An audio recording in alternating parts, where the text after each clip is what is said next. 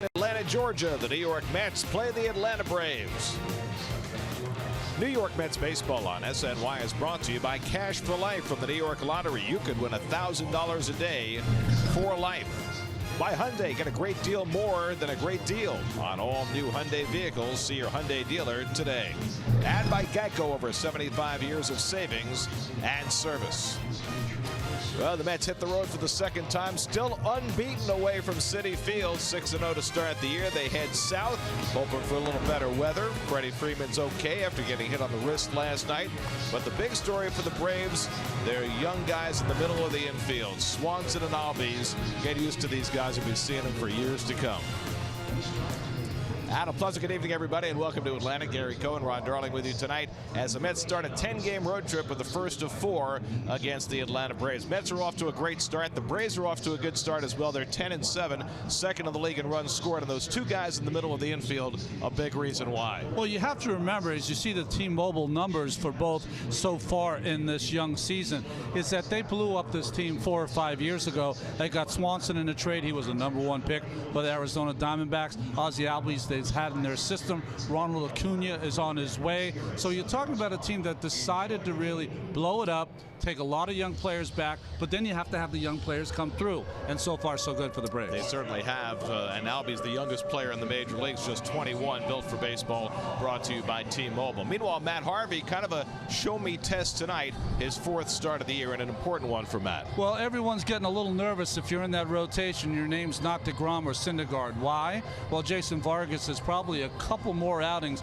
from coming back. When he comes back, he's going to be in that rotation. So unless you're pitching well, it's going to be hard for you to keep your spot. Matt Whistler made his big league debut against the Mets. He makes his season debut against the Mets this year. It was a struggle last year. 20 appearances, just 1 start. We talked about against the Mets. He's another guy that got in the Craig Kimbrell trade. They're waiting for him to come. So the Mets start their road trip in Atlanta, SunTrust Park. Mets and Braves, all the action coming your way tonight right here on SNY.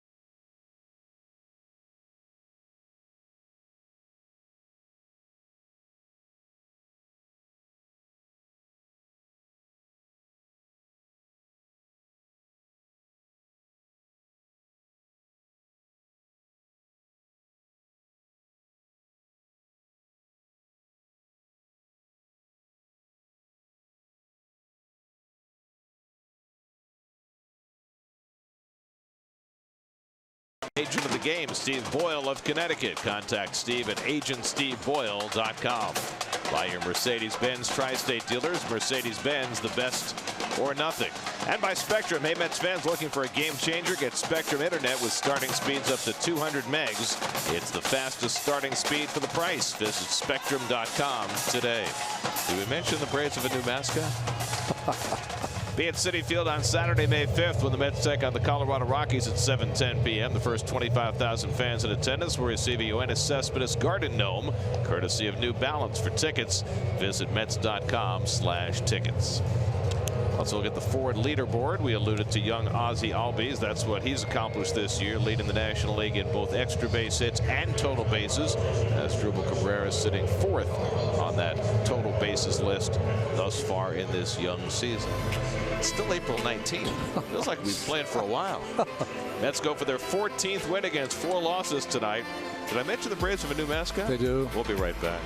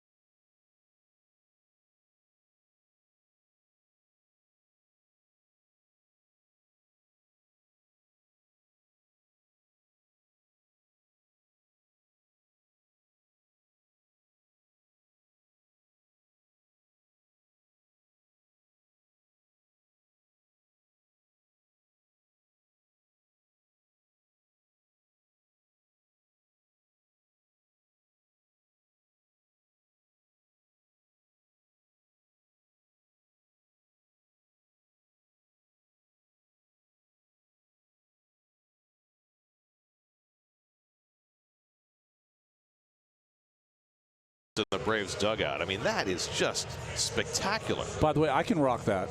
I'm getting you a calligraphy pen and seeing whether you can pull that off. I can absolutely do that. Wow. Yeah. Another untapped skill, Ronnie. You never cease to amaze.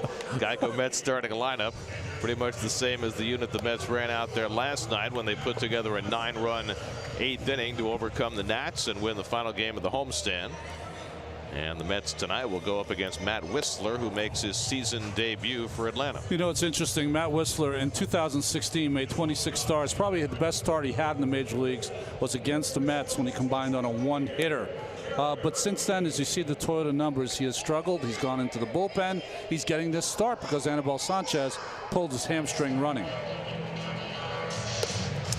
And look at the Jeep defense for the Braves. See the starting infield, some new names with Flaherty. Kurt Suzuki was here last year, had a good year. Swanson and Albies up the middle. Of course, don't ever forget about Freddie Freeman. He's their best player. Preston Tucker's done a nice job in the outfield. Inciarte kills the Mets, and Nick Markakis has gotten off to a nice start. Freddie Freeman is the Braves' best player, and the Braves had to heave a huge sigh of relief this morning when they found out that the left wrist that he broke last year was not broken again when he was hit by a pitch yesterday by the Phillies lefty Hobie Milner. Well, he was hit by a lefty in Chicago 2 years ago and was out for 44 games. He was hoping it wasn't that, and it wasn't. So Whistler has made 2 starts in AAA this year. Makes his season debut in Anibal Sanchez's place. Shame for Sanchez. He pitched a gem his last time out. Looked like he was back on the right track. Michael Conforto leads off. He's reached base in all 12 games he's played this year. And Whistler's first pitch sails high, and we're underway. Mets have seen plenty of Whistler. He's pitched more against the Mets than he has against any other team. His 11th appearance, his 7th start against New York. And Conforto takes up and in 2-0. Michael is 5 for 13 against Whistler.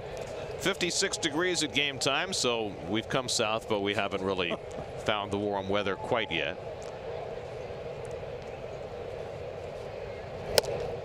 And Conforto takes a strike, 2-1. I can't remember the last time we did a game here in suits. Right? We always have our polos on here because of the warm weather, but not today. Don't think we're finding any warm weather anytime soon. Ooh, a new Mets fan. Welcome.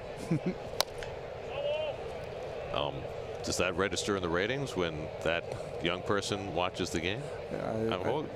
We have to care about things like that. The ratings are all the sham anyway, Gary. I don't even worry about it.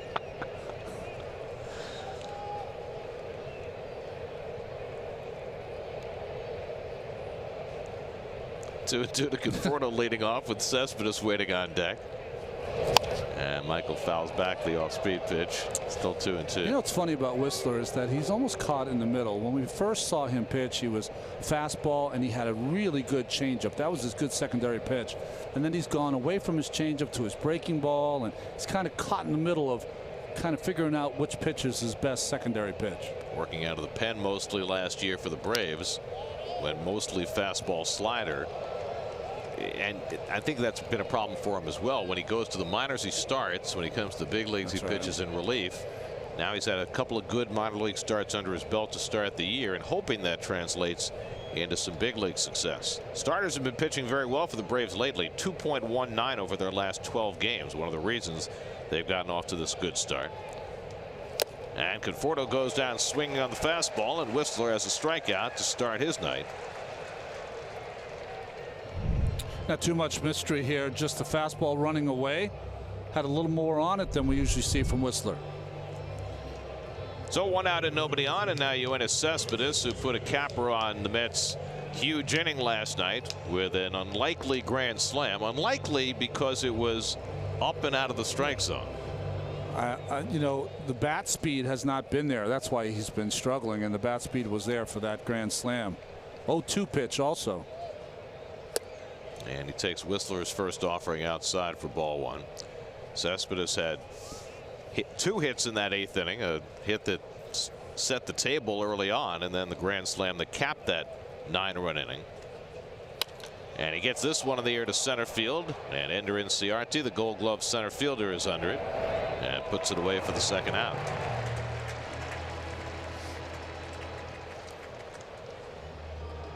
So Cespedes retired, 2 out and nobody on, and now has Drupal Cabrera. Cabrera continues to ride a very hot start at the plate, 6th in the National League with that .343 average. 2nd in the league in runs scored. 4 home runs. You know, you never think of him as, you know, 4 or 5 home runs in a month. Just do the math. Well, his 4th home run last year came in June, so he's well ahead of last year's pace. Braves doing a lot of shifting in this first inning. Full shift against Cabrera, and it's fouled away, 0-1. You know, Gary, it's kind of a catch-22 with Cabrera, because you know last year he played all the time and broke down. So, but he's so hot, how can you not have him in the lineup? But at some point you're going to have to, you know, give him a rest here or there. I'm not sure he's ever been as healthy as a Met as he is right now. But you'd like to keep it that way. And you know, that should open up some playing time for Jose Reyes, and that's what Mickey Callaway was talking about the other day, trying to get Reyes going by getting him in the lineup. But it's hard to sit Cabrera down right now when he's swinging the bat as well as he is. As Drubel went 6 for 13 in the series against the Nats, and he slaps one down to third. Ryan Flaherty throws across in time, and Matt Whistler has himself a 1-2-3 inning. Matt Harvey takes the mound for the Mets when we come back.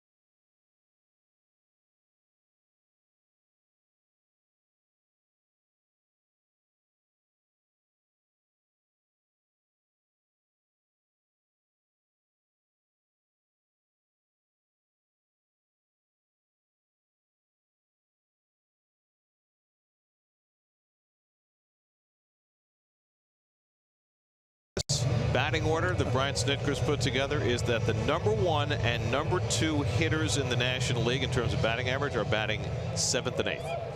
Dansby Swanson and Ryan Flaherty. I mean, Elias has got to have something about that, right? There's the Land Rover above and beyond numbers for Matt. 5 scoreless innings in his first start. Since then, it's been a slog for Matt as you see those Land Rover numbers. Ender Inciarte leads things off for the Braves, off to a slow start after an all-star season last year. Hitting just .232, .280 on base percentage, and he takes a fastball from Harvey for a strike. Inciarte in his 3rd year with the Braves, and he has become a very important player for this Atlanta franchise. Off-speed pitch it the other way, and Inciarte has a leadoff hit. Chased to the line by Cespedes. Inciarte will not challenge him. It gets away from Cabrera, but backed up by Gonzalez. And it's a base hit for Inciarte to start the bottom of the 1st. Well, Inciarte, you said about how he's come in hot. He started cold like he did last year. Early in the season, and this throw from Cespedes could have got very dangerous. Not blocked by Cabrera. Luckily, it deflected to Gonzalez. So now Ozzie Albies, the 21-year-old from Curacao, 57 games last year as a rookie, first full season in the big leagues, and off to a rip-roaring start. Switch hitter who's a better right-hand hitter than left. His right-hand numbers are crazy. He's 10 for 17. With 3 home runs as a right-hand batter. Just .224 from the left side. I mean, they want this kid. Envision him being a National League Altuve at some point. Well, he was a shortstop coming up through the Braves system, but with Dansby Swanson here, he's made the move to second base, and you can see those two manning the middle of the diamond for the Braves for a long time to come. So, folks, we're going to really critique Matt tonight as we watch him try to perfect the art of pitching as opposed to trying to be overpowering. So curveball to Inciarte was the first hit. There goes Inciarte. It's grounded toward the hole. That's going to sneak through for a base hit, and Inciarte will go to third. Albies didn't hit it hard, but found the hole. And with Inciarte in motion, he goes first to third, and the Braves have the table set in the 1st inning. So a curveball hit to Inciarte, and here a changeup off the end of the bat from Albies. It just, that's a ball on the ground. You never see a hit anymore with all the shifting.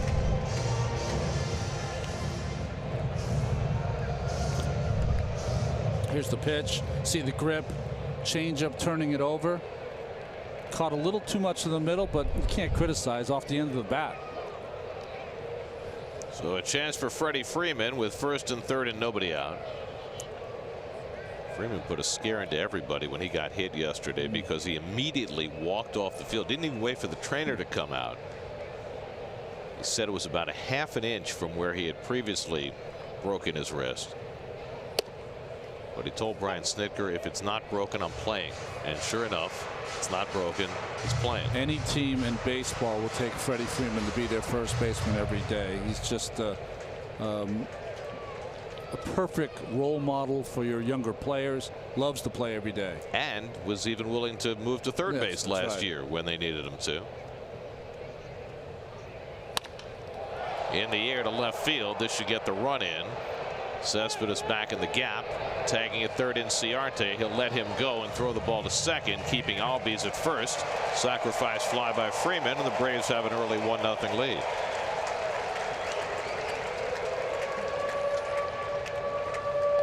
So Freeman drives in his 13th run of the year. Well, his swing, he's got that uppercut, so that ball a little easier for him to put in the air than most. You know, when you're going good, you throw up zeros all the time. When you're going bad, they score a run. It looked like in 5 minutes here. So Harvey now tries to limit it to one with Albies at first and one out. Here's Nick Markakis hitting cleanup. Markakis is now 34 years old, and he doesn't put up the numbers that he once did with the Orioles. Right. But how about this? 10 of the last 11 years, Nick Markakis has played at least 155 games. And that's a guy who had neck surgery one off season. Signed a 4-year deal with the Braves, now in the final year of that deal.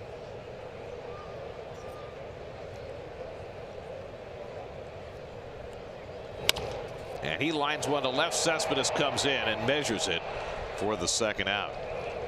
Hardest hit ball of the inning so far, 2 away. Lexus Mets defense, that's the lineup we're seeing in the infield for the most part. Lobaton's getting most of the catching. It's going to be interesting because he's been a part-time player for the last half-dozen seasons. And in the outfield, Cespedes, Conforto, and Bruce.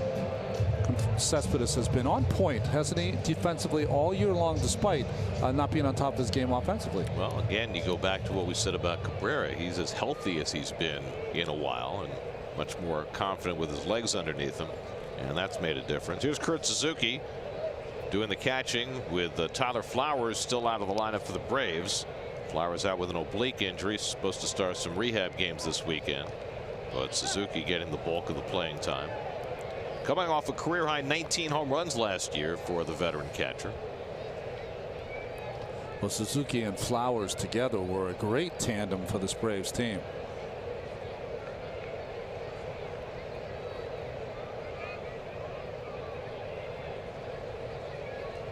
Braves putting that in play early against Harvey. Just 7 pitches to the first 4 batters. And that's what this Atlanta team does. They don't walk a ton, but since Kevin Seitzer became their hitting coach, they are very much a team that puts the ball in play. Very much like Seitzer was as a player. He loved to swing the bat early and often. Second fewest strikeouts of any team in the National League. And that's grounded foul by Suzuki, 1-1. Remember, their hitting coach before was Greg Walker, and I don't know if you remember, folks at home, Greg Walker was a big power hitting first baseman for the Chicago White Sox, DH. So they had sort of, you know, that kind of approach. And then with Seitzer, they've been completely different, very aggressive. Seitzer in '87 hit .323 with 207 hits. Really underrated hitter. Of course, their personnel has changed since then too. I mean, Freeman's really the only guy who has bridged those 2 hitting coaches. I mean, they had Justin Upton and that whole bunch. And a balk is called, I believe, against Harvey. Just time called. I don't know who's calling time, by the way. I did not see anybody call time.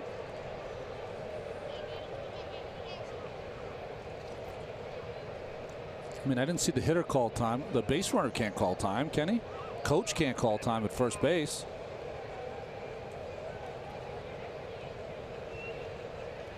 1-1 to Suzuki, and he fouls away the fastball. Although EY Sr. knows all the tricks of the trade over there at first base.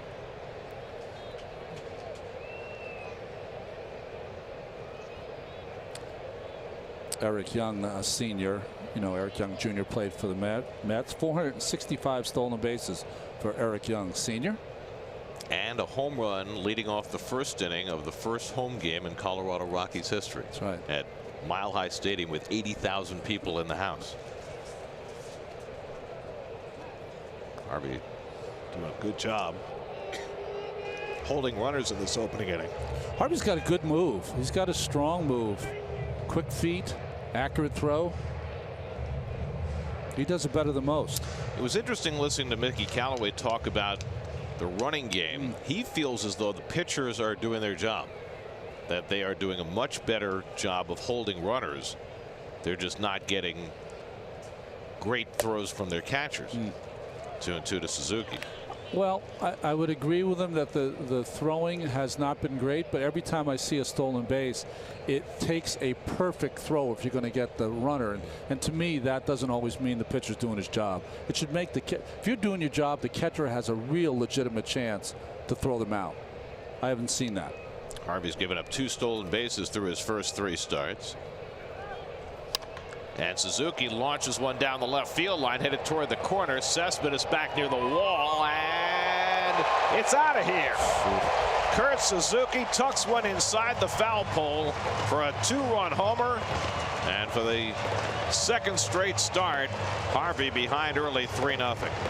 Last time it was Jonathan Villar tucking one down the left field line. This time it was Kurt Suzuki doing the same. You know, you guys at home are probably sick of me saying it, but I'm going to continue to say it. The changeup from a right-handed pitcher to a right-handed hitter is not the pitch to throw. The reason it is because if you don't keep it away, all it does is drift down into the happy area for the right-handed hitter. And Suzuki was able to keep that fair. It's not a pitch to throw unless you bounce it in the dirt. Third home run of the year for Suzuki, and an early 3-0 hole for Harvey. Preston Tucker the batter, and he fouls one away. So it's interesting, right? The 3 hits, one has come on a curveball, 1 and 2 on changeups. Albies was on a changeup, and then that pitch is Suzuki. So secondary stuff getting hit here. Does that tell you that he needs to throw his fastball more early in the game, or he just needs to better refine his off-speed stuff? Yeah, I'm not a big proponent of, you know, I hear all the time now in today's game, have all 4 pitches working in the first inning. I found that never would have 4 pitches working in the first inning. Be really aggressive with 2 pitches. That should get you through the first time through the lineup, my opinion. I'm wondering, as you know, we talked about how aggressive this Atlanta team is at putting the ball in play early in the count, whether that has informed his decision to throw so much off-speed stuff early. It can, but if a guy's a first ball fastball hitter, it doesn't mean you can't throw a fastball. Just throw it in a good area, and he'll put it in play and make it out because it'll be not hit hard. 1-2 to Tucker, and he takes a slider at his feet. 2-2. Preston Tucker, former Houston Astro, picked up in a trade last winter, filling in left field until Ronald Acuna, the #1 prospect in baseball, is ready to be called up. And Tucker's held his own so far. And he grounds one to the right side. Cabrera playing on the outfield grass, throws him out, and that ends the inning. But Kurt Suzuki's 2-run homer puts a damper on Matt Harvey's first inning. Suzuki's 3rd of the year, and it's 3-0 Atlanta after 1.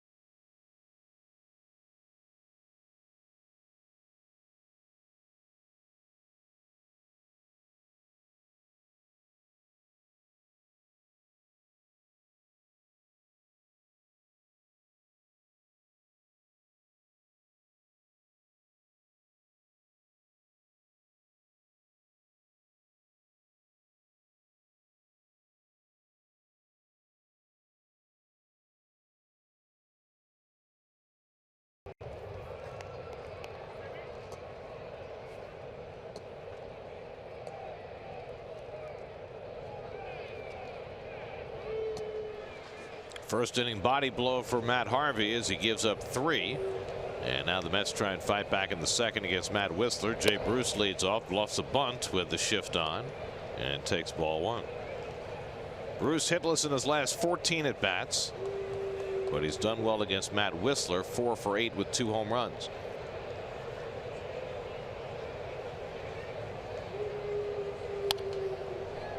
And he fouls off the fastball. 1-1. Todd Frazier to follow, and then Adrian Gonzalez for the Mets in the second.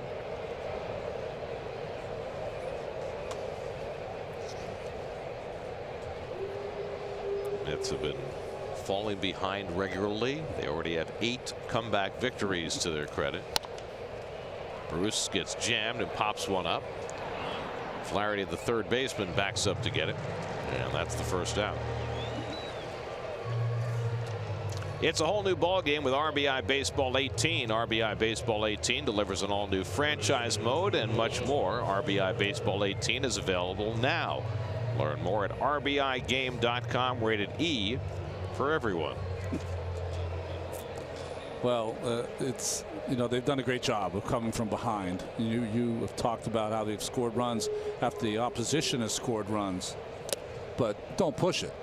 Well, I mean, the bottom line on this early part of the season is that the Mets at some point have got to get better performance and consequently better length from their starters. Otherwise, it just puts way too much pressure on their bullpen.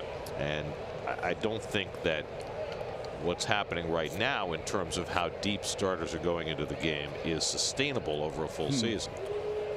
Well, I will say, though, I think that the postseason success of some teams has bled a little into what teams are trying to do here, at least early with the days off. And I agree with you, Gary. At some point, you got to get 18 plus outs. And I used 21 last year. I've already dumbed it down. 3 outs this year.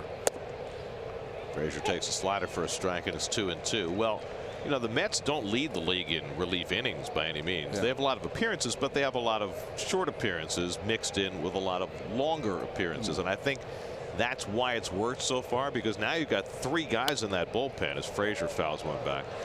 I mean, Lugo, Gazelman, and Sewald, who can give you multiple innings. But, you know, it's hard to count on a guy to come in and do what Sewald has done the last 2 times out, you know, and giving up only 1 run in 6 innings and 10 punch outs. And boy. Right. I think that's why it's worked so far, but I don't know that that's sustainable. Frazier flies one out to right field, and Markakis waits for it. And there are 2 out.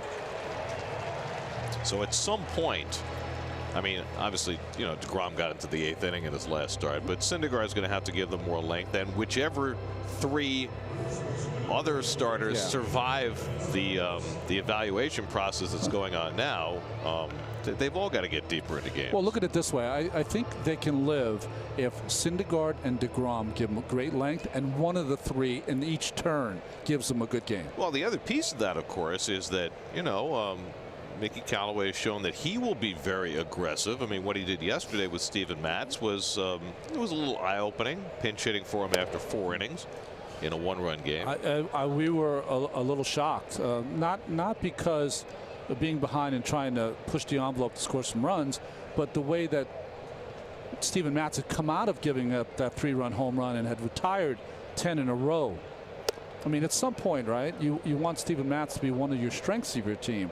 And the only way he can be a strength is that you have to have the confidence to let him, when he's at his best, to let him roll. Right. But that didn't happen yesterday. 2-0 to Gonzalez. And Adrian fouls it away. And I wonder whether there's, you know, is there carryover for the other guys on the staff when they see what happened yesterday with Matz? Well, absolutely. I think what you look at is that there's no managing with the heart here. It's managing with the head or whoever is overhead. How about that? Well, I just think that my point before that managing games is changing in front of our eyes. You're being asked to win every day. Yes. There used to be the concept that sometimes you have to sacrifice today for tomorrow and next week, but that doesn't seem to be the case anymore. This one will be playable for Tucker in foul ground, and he reels it in. And Matt Whistler, in his first start of the year, has retired the first 6.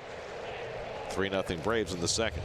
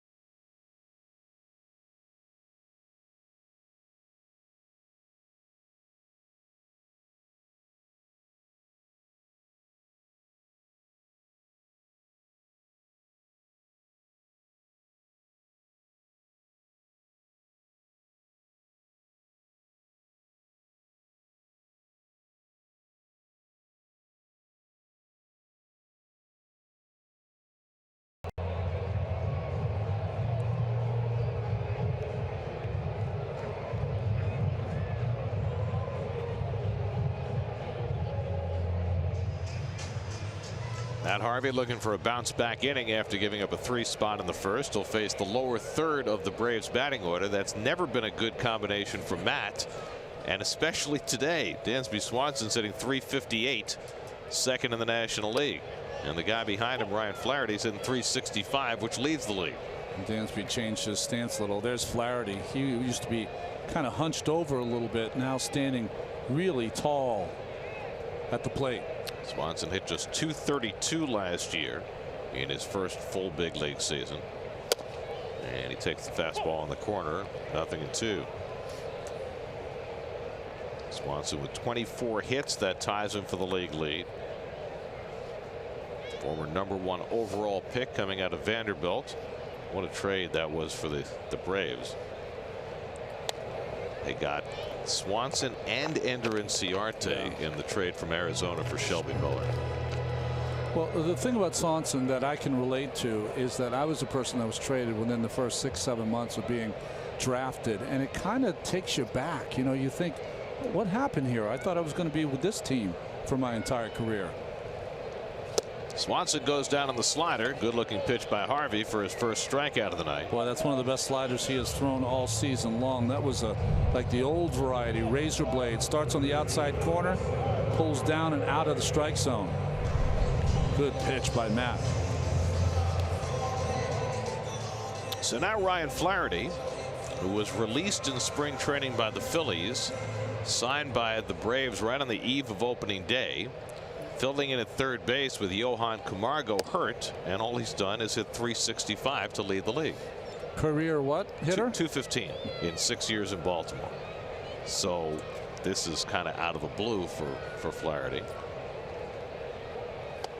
I will say, though, even though Baltimore let him go and then the Phillies got him and now the Braves, Buck Showalter used to always love him on his team. Well, he can play anywhere, and that was supposed to be his role. Wherever he went was to be an every position utility man, and he probably will be again at some point. The Braves just signed Jose Bautista, hoping that he can play some third base down the road. And that's a low risk for, potentially very high reward. Guy who can, hit a ton of home runs if he still has it, and their maximum exposure, I think, is a $1 million major league salary. Yeah. So And Flaherty draws a walk. First one given up by Harvey tonight. Well, you know, Bautista last year, a lot of people say, well, you know, he hit 23 home runs, so he still has power. Well, 117 people hit over 20 home runs, so 23 means really nothing in today's game. But if you've hit 50, yeah. Well, you look at it both ways. There's always the suspicion it's still in there somewhere.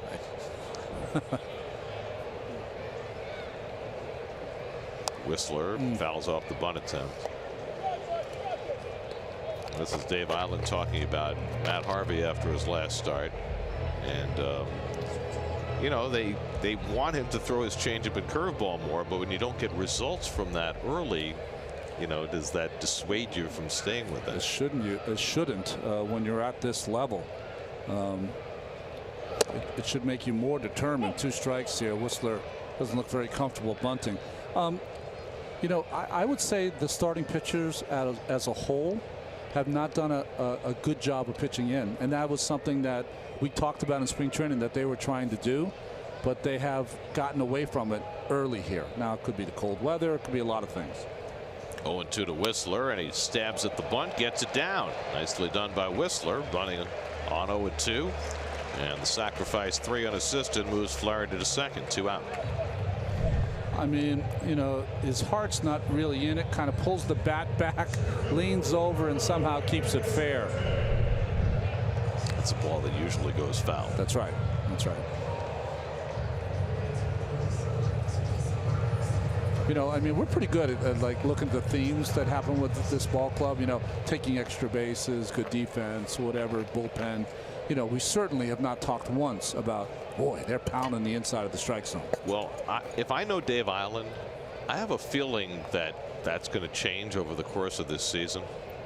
It's Inciarte, because I think that's something that he is very passionate about. Not only passionate about it, he's a no-nonsense guy. Like, he doesn't care if you are top of the food chain or bottom. He is going to give it to you straight, and I think that's a good thing to have if you're a pitching coach. Any coach.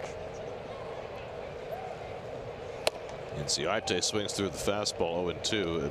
Dave Island, in fact, was quoted as saying, "There's one stat I hope we lead the league in, and that's hit batsmen." Yeah, the guys should be uncomfortable. Now, I'm not going to be a proponent of saying hitting people, but they should be uncomfortable that they are not happy with the way you're pitching them inside. Very nice. That's 2 consecutive pitches by Matt inside. Now that should open up the outside part of the plate.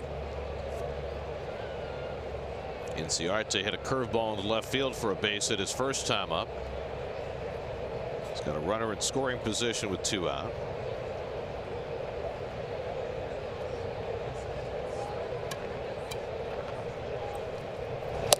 And Harvey throws another slider at his feet, and it's 2-2.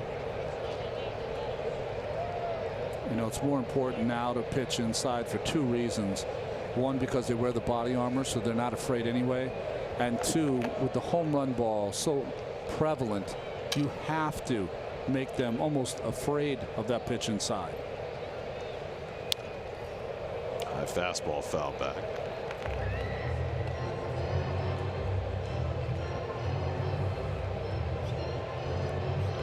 Ozzie Albies will be next.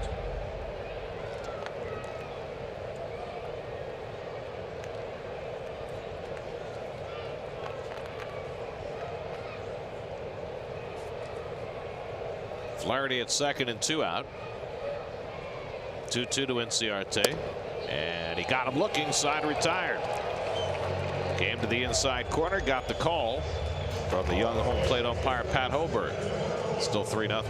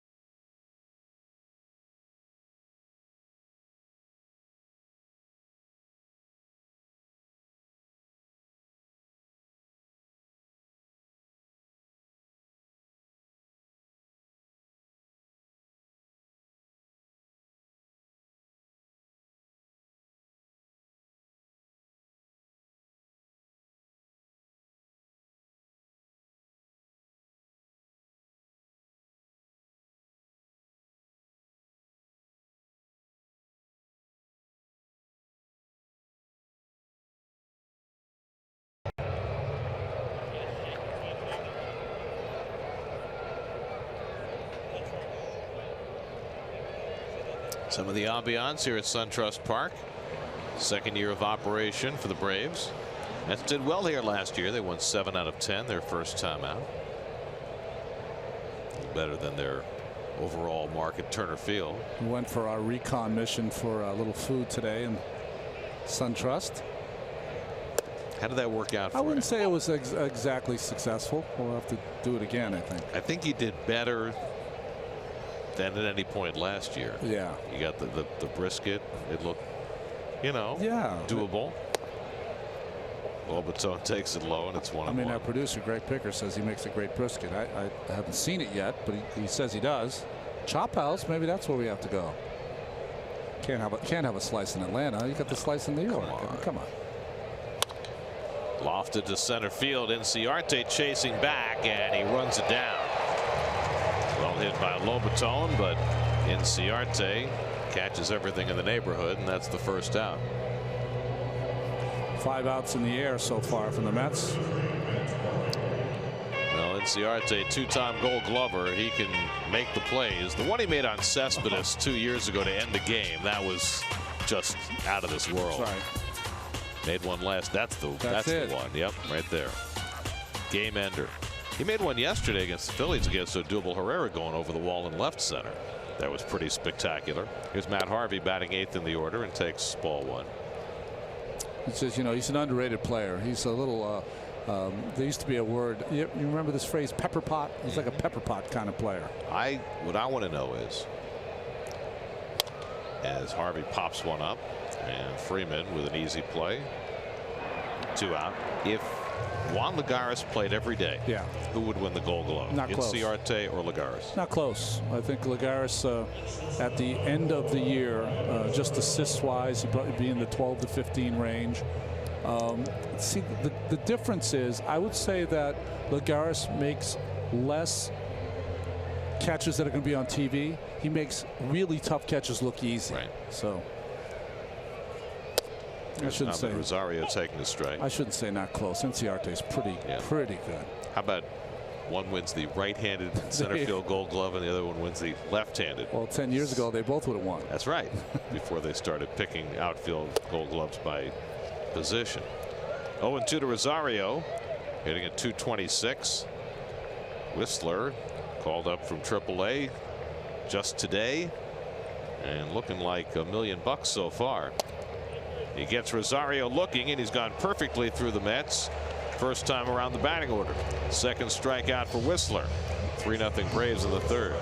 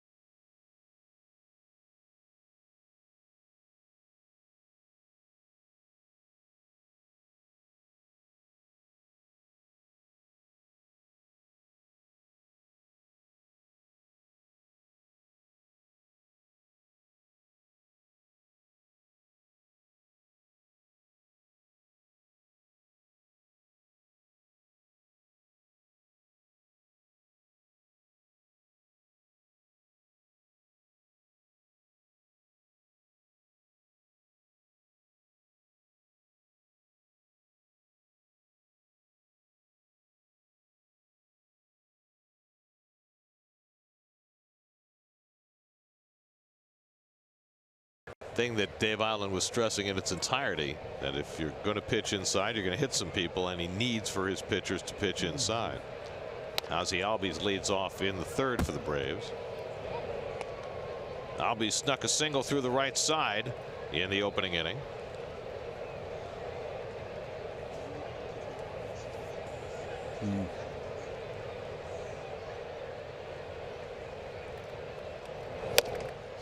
And Harvey throws a fastball by him, 1-1. 94. Nice. Hardest pitch he's thrown tonight. His average fastball velocity in his first 3 starts was 92.4, which is, you know, it's a big difference for Matt. We talk about how he's had to change as a pitcher. This is a guy who used to average over 96, and he's now down in the 92s. 4 miles an hour. That's a big difference. But you change as you lose some of that velocity, and I think that's what the Mets would like to see. 2 major surgeries, 29 years old. Turning point in his career. Albies drives one to the gap in left center. That's down for a base hit. Chased down by Conforto. Albies heads to second, and he is in sliding with his 15th extra base hit of the year, the most in the majors. Well, this kid's a dynamic player. The athleticism that he shows turn that into 2. Harvey's trying to come inside. He misses. Ball will bleed back over the middle of the plate. Very hittable. And the young Albies just going the other way. 21, did you say? 21 years 21, old? youngest player in the majors. Wow. I mean, not only is he piling up singles and doubles, he's got 5 home runs already this year.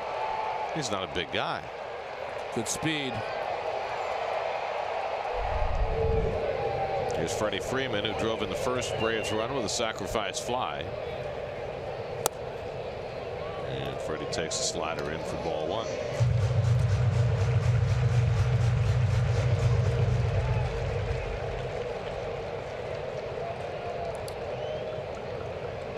Doubles. This is the Braves' 18th game.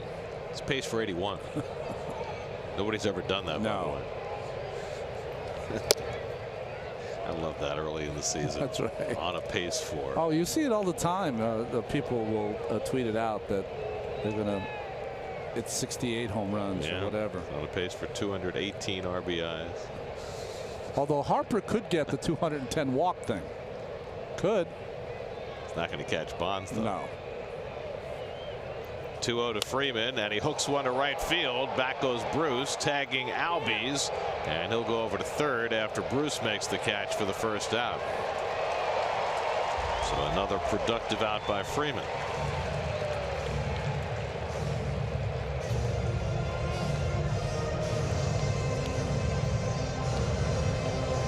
Well, there is how the progression has gone. Exactly 4.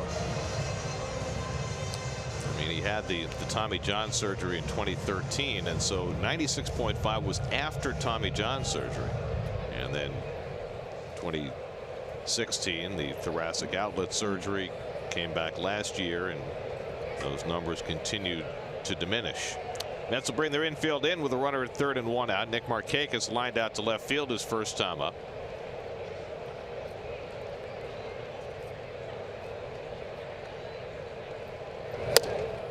Harvey throws a slider at his feet for ball 1. Albies with his speed has got to be going on contact. Couple reasons. I talked about his speed. The second is Frazier holds him close until the ball is being delivered. Then he'll get off that base about 5-6 feet.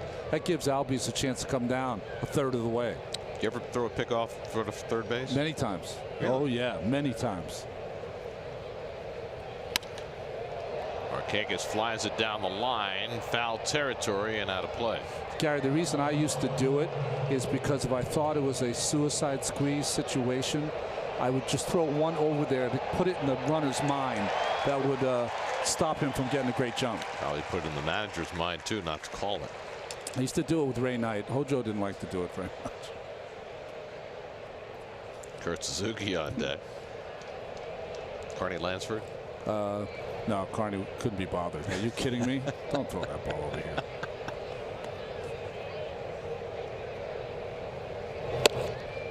Harvey pops the fastball up and in. It's 2-1. That has struck out 2. He's walked 1, given up 3 runs and 4 hits.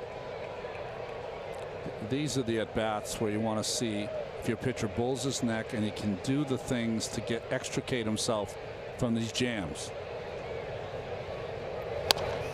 Markakis gets jammed by the slider and pulls it foul. 2-2. So far this year, you see how little he has used his curveball and his changeup compared to last year even. And coming out of spring training, what did we say? Boy, that changeup is one of his best pitches, and he hasn't gotten to it yet. There were a couple of good ones in his last start against Milwaukee, but clearly Dave Island's desire is that he throws it more and more effectively. Needs a strikeout here. 2-2 to Markakis. And it's laced to center field. Coming on, Conforto diving, can't get it. It's behind him. In to score comes Albies. Stopping at first is Markakis with an RBI single. As Conforto was fortunate that he was able to get enough of that ball to keep it from rolling into space. 4-0 Atlanta.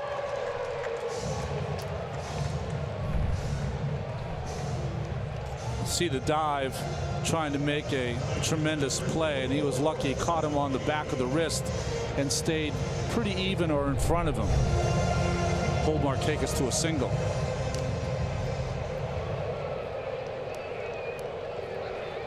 So Harvey's given up some hard hit balls here in the third. Braves now have 4 runs and 5 hits. Kurt Suzuki, the batter, he had a 2-run homer his first time up. His second home run in 13 career at bats against Harvey. And he hits this one hard under the glove of Frazier and down the line. Markakis will go to third as Cespedes digs it out, and Suzuki has a double. Second extra base hit of the night for Kurt Suzuki. Well, that ball was hit so hard it just beat Frazier. See how he's trying to come in, get in a ready position, and the ball off the bat. Chance to backhand it or get some leather on it, and the ball stayed down, did not come up, and Frazier didn't get any leather on it. Dave Island is heading to the mound for a conversation with Harvey. No action as yet in the Mets bullpen, but Matt's getting strafed pretty badly here in the third inning. No Met starter has failed to go 4 innings this year.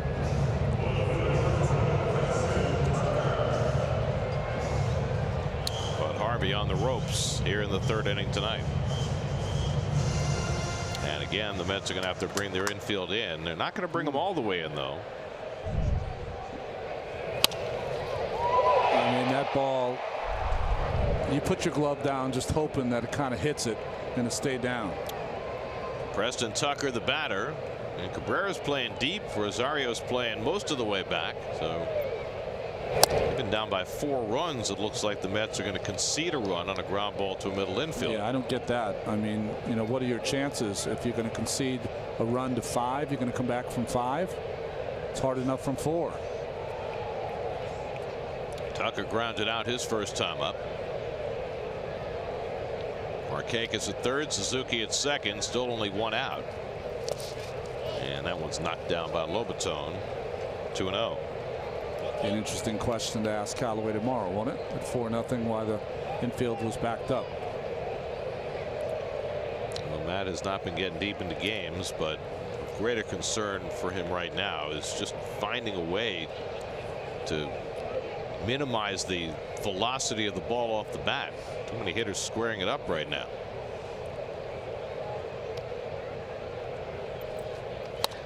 That's lofted down the right field line toward the corner, and it's into the corner for an extra base hit. 2 runs will score.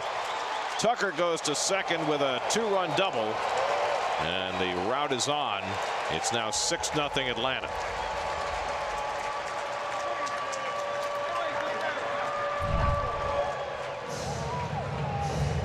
Changeup away.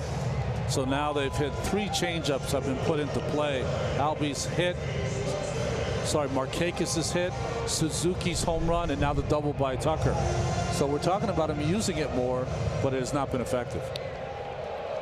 So the Braves, after a 3-run first, and now have put 3 runs on the board in the third.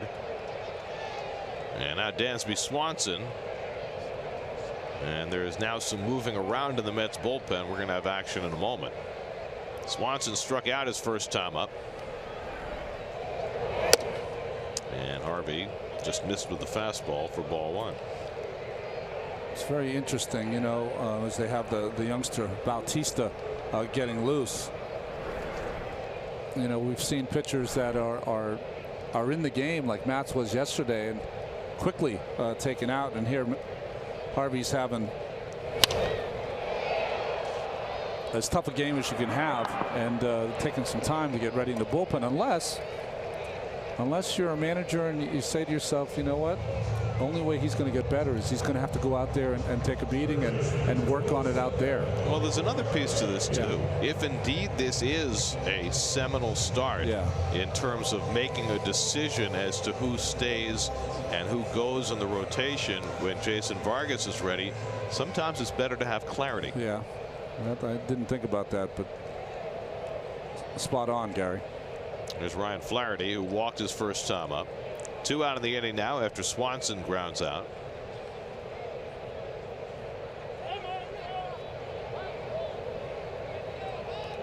I mean, Mickey Callaway has basically said that everything is on the table.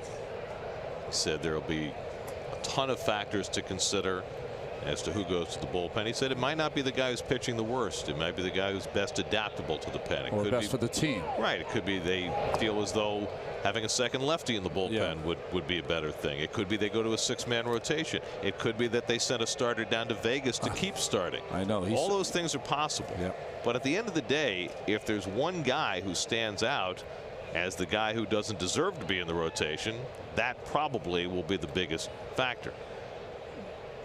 Your hope is that there won't be that guy. Well, if you come out of spring training, and I think the message was sent that a meritocracy is here. If you perform well, you're going to make the team. If you perform well, you're going to stay in the rotation. If that stays true to form, then yeah, I understand what you're saying. Well, Wheeler was the odd man out at the beginning of the year, and when an opportunity presented itself, he's made 2 starts. The first one was great. The second one was pretty good. And certainly he's earned some more looks as a starter. Whether he gets those or not remains to be seen. Well, I hate to say this with 2 outs, and it's not an excuse, but I will say in my history of watching pitchers who were real type A, go after guys, strikeout guys, who then had to come back and learn how to pitch, there's more guys who don't figure it out than guys who do figure it out. 1-1 to Flaherty, and he chops one down to third. Frazier makes the throw across the diamond in time. The side retired, but the Braves for the second time tonight put up a 3 spot against Matt Harvey. 6-0 Atlanta after 3.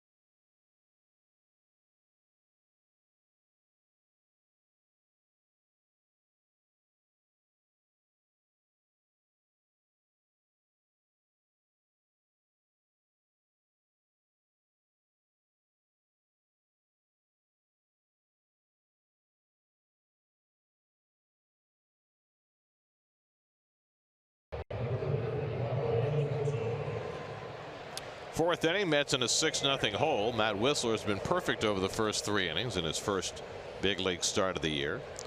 Michael Conforto struck out to open the game. And he takes the first pitch fastball outside for ball 1. Your Spectrum high-speed pitch. It's a tie. Don't have to say much more than that, do you?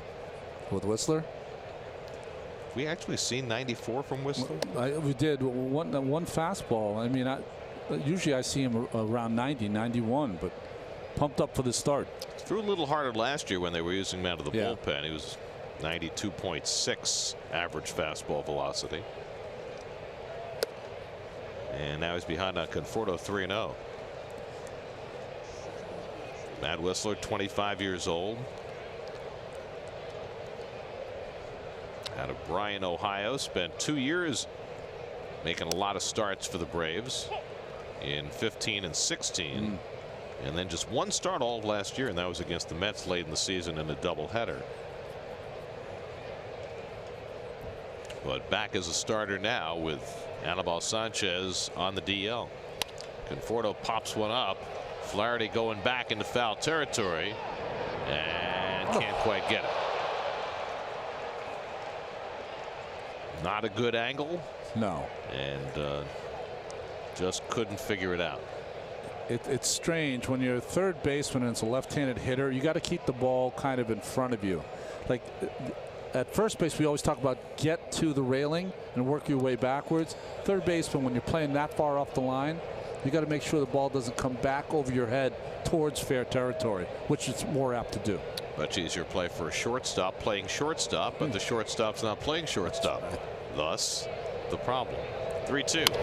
Conforto fouls this one back in the crowd. I mean, certainly not on that play, but I've given a lot of thought. If I pitched today, I literally would be conscious of the ball popped up on the third base side to help your third baseman. Oh, sure. As a pitcher. Yeah. And we've seen pitchers do that, sprint into foul ground to try and be of some assistance. Conforto grounds this one into the shift. See, that's where the shortstop is. It all works out in the end. So Whistler's retired the first 10. Now Cespedes, and this is what he did last night in the 8th. Yeah, 0-2 pitch, fastball over his head, and a line drive. 6th career grand slam, his 5th as a Met, which is only 1 shy of the club record. I told this story before, but Reggie Jackson, when he would hit a home run like that, would be asked by his teammates to see the average of the bases loaded, Donaldson, Cespedes, and Murphy. Reggie, where was that pitch? Fence high. And that's what that was, the Cespedes. So Whistler trying a different plan, starts him off with a slider out of the strike zone. Cespedes fly to center his first time up. Mike Piazza had 6 grand slams for the Met. So Cespedes within reach of that. The other Mets did 5 grand slams. John Milner, Howard Johnson, Kevin McReynolds, Robin Ventura, Carlos Beltran. I mean, Ventura was great wherever he played, right? As far as hitting the grand slams? He had 2 grand slams in 1 day in a doubleheader against Milwaukee. 1 in each game. Only man ever to do that. And Cespedes chases the slider for strike 3. And Whistler wearing him out. 3rd strikeout. He's retired the first 11. His breaking stuff is much sharper than I've seen it in the past. And I mentioned before, a couple seasons ago, probably had his best start in the major leagues against the Mets. 8 innings and 1 hit ball. Now Cabrera, who grounded out his first time up.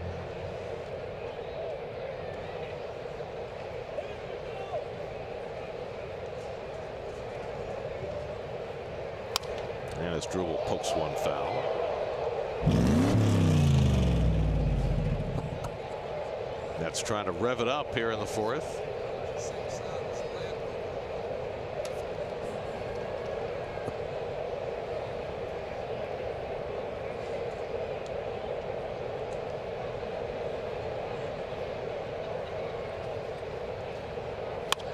And that's lined into center field, and the Mets have their first hit of the night.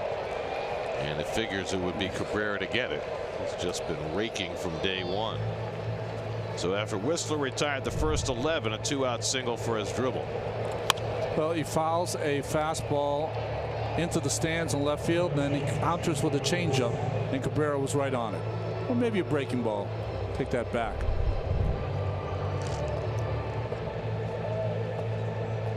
So Whistler will pitch out of the stretch for the first time tonight. And now Jay Bruce is trying to fight a slump.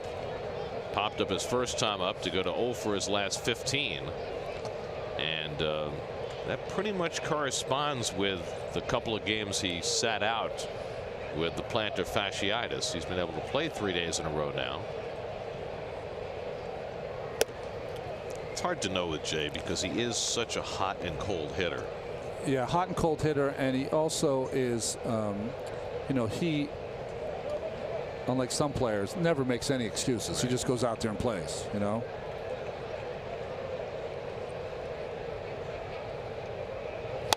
He rips that one, caught by Freeman, side retired. Well, that'll put you in a slump. Right. Can't hit the ball any harder than that, and Freeman saves a double with a nice lunging grab. Had to be quick.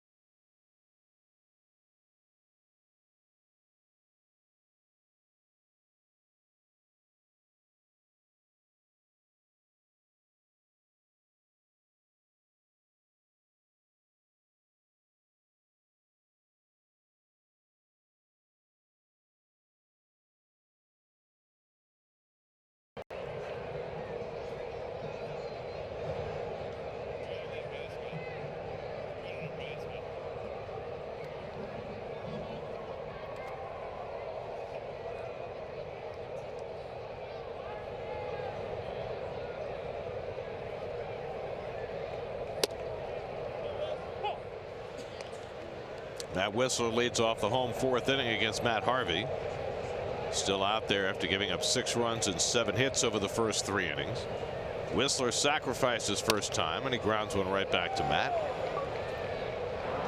1 away.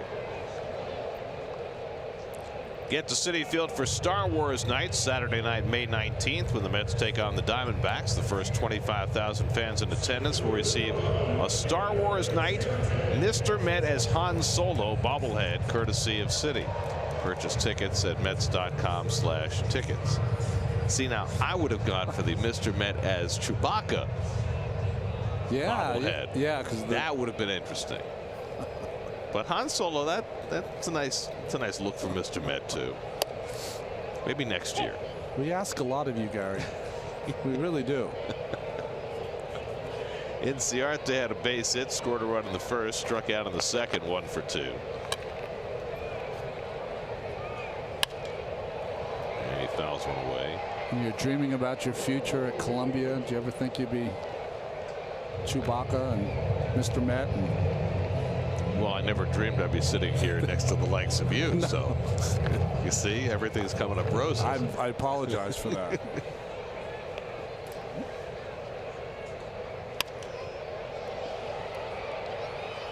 I have to tell you, Ronnie, it's been really rough this last couple of weeks. So much of my day now is taken up reading Keith's tweets and watching the videos of him taking his cat to pick up the newspaper and all this stuff. I've had to change my whole routine. What's he doing to us? It's a stream of consciousness that it's hilarious. I mean, I didn't know the relationship with the cat was that strong, but I'm not sure the cat knows that the relationship with the cat is that strong. But it's great, and he's really into it. So that's it's fun to see. Well, obviously, tens of thousands of people agree. That's right.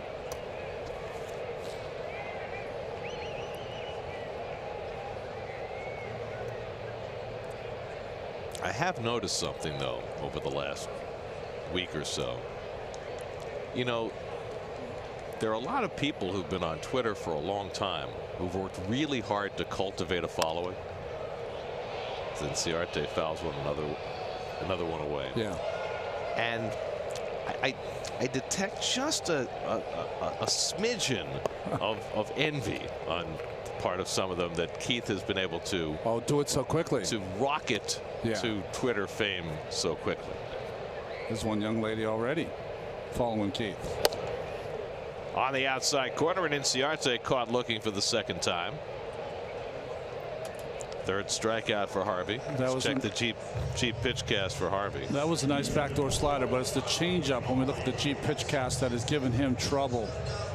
You know, we talked about using it more often, but it hasn't been an effective pitch. Doesn't have a lot of movement. Albies with a single, Suzuki with a 2-run home run, Markakis with a big RBI hit, and then Tucker drove in 2 with this. So there's 2 ways to get hitters out with a changeup. You have to have a speed differential, so that fools them, or you have to have a movement on the ball. He has neither tonight. He has his first 1-2-3 inning of the night. Still 6-0 Atlanta going to the 5th.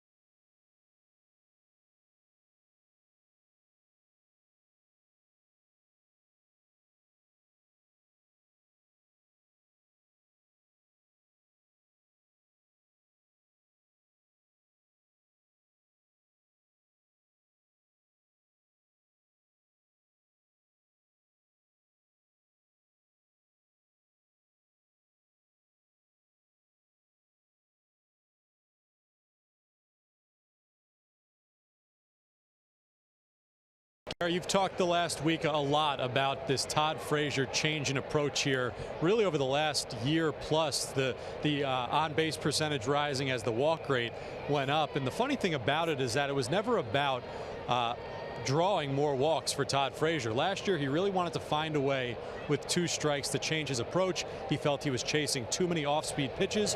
So when he got to 2 strikes, he would widen his stance a little bit in order to see that baseball for the extra 1/10 of a second. The byproduct is that he was able to lay off some of those pitches more. The walk rate shot up. And if you look at his statistics specifically with 2 strikes, his on-base percentage this year and last year are significantly higher with 2 strikes than they have been at any point in his career. Steve's report brought to you by Volkswagen. And of course, the other upshot to that is if pitchers learn that you're laying off certain pitches, particularly with 2 strikes, you get better pitches to hit. That's right. That's right. And then you have to turn the tide again because pitchers are going to be more aggressive early in the count. So you have to be ready to hit as soon as you get in the box. Frazier flying to right his first time up tonight.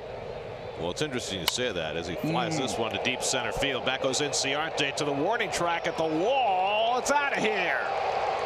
Todd Frazier with his 3rd home run of the year gets the Mets on the board. Dead central into the shrubbery. And it cuts the Braves lead to 6-1. You know, the way he swings with hitting the ball out in front of the plate with that kind of lunge one-hand stroke, as soon as that ball left the bat, you could tell it was gone. When he centers it, he just has great core rotation, great strength, and that's not even close. One hop the back wall. Yeah, it doesn't mean Inciarte can't climb it. That's right. He's robbed enough home Trying. runs. So the Mets are on the board. Now Adrian Gonzalez takes a curveball out of the strike zone. 3rd home run of the year for Todd, who had his first 2 in 1 game. I was going to say what you were talking about being more aggressive early in the count. Todd had a stretch last week where he took 23 consecutive first pitches and then ambushed a couple in a row. Well, the wily veteran, but that's more of the swing I remember him taking when he was a Cincinnati Red. Gonzalez fouls one down the left side, 2-1. Adrian fouled out his first time up. Well, it was interesting. People asked Mickey Callaway, did he know exactly what he was getting in Todd Frazier when they signed the veteran? And he said he had heard stuff from the other side of the dugout, that Frazier was a leader and a good guy and a great guy, teammate, and all of that stuff. That's driven to right field. Markakis back and gets to it at the edge of the warning track for the first out. But he said he didn't really know the extent of what Frazier brings to a ball club until you're managing that club. He's on your club. What did he say 2 days ago? He said, I've never met a guy who has never had a bad day like Todd Frazier. Always upbeat, jumping around in batting practice. The only mistake he's made all year was spending the $95 on the pepper grinder. It's outsized pepper grinder to try and, be the emblem like the championship belt was. That's right. Well, they lose 2 straight, so he's getting rid of it. That's it. Bad mojo. Ready to sell it for half price. Here's Lobaton with 1 out. And he takes a breaking ball for a strike. You should make it for charity. I bet you'd be able to sell it for a lot for someone who would like that. All he has to do is sign it. That's right. Lobaton flying to center his first time. Hit the ball pretty well. And Whistler goes to another breaking pitch and gets ahead 0-2.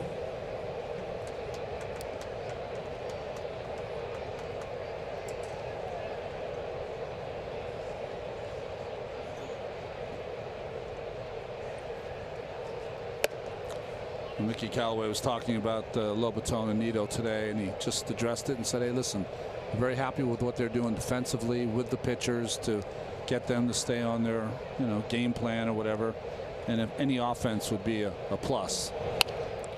The biggest difficulty with having 2 catchers who are not offensive players is that you have to be really careful about how you use your bench. Yeah. Because late in games when you're behind, you not only have to pinch hit for your pitcher, you have to pinch hit for your catcher. And with a 5-man bench, it sometimes gets a little dicey. And Lobaton goes down on the slider. Strikeout number 4 for Whistler, and that's the 2nd out of the inning. Let's look at today's Verizon trivia question. There it is. Among active players, who has played the most career games without an all-star appearance? I mean, the only reason I thought about it is because Nick Markakis, right? I was going to say the same guy because, we're here. Well, it's not only that. In Baltimore, he played with a lot of stars, too. And when you play with a lot of stars, sometimes you're the one that's left off. But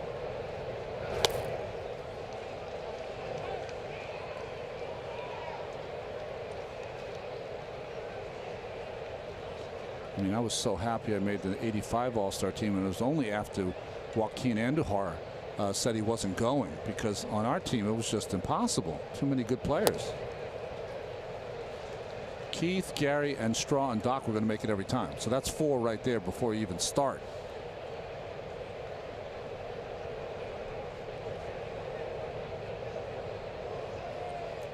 One and 2 to Harvey. So Matt's going to stick around for at least another inning. And thrown a lot of pitches despite the rough going in this game. Only 66 pitches through 4. And Whistler gets him looking to end the inning. It's 5 strikeouts for Whistler. The Mets get on the board on the Frazier home run halfway through. 6-1 Atlanta.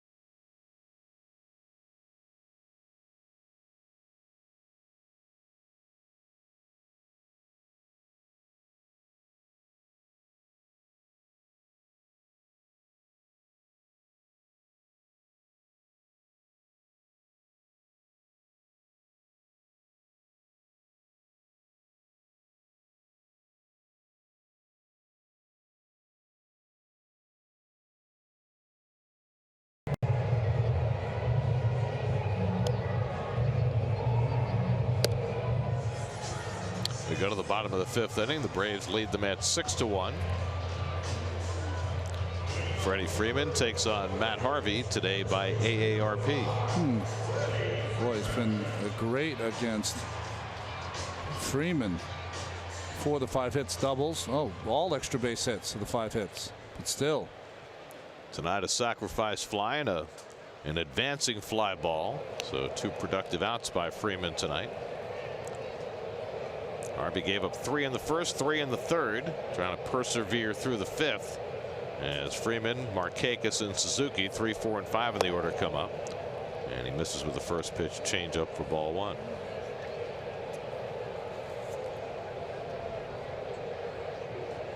Freddie last year was having such a magnificent season when he suffered the broken wrist, missed 7 weeks, played only 117 games.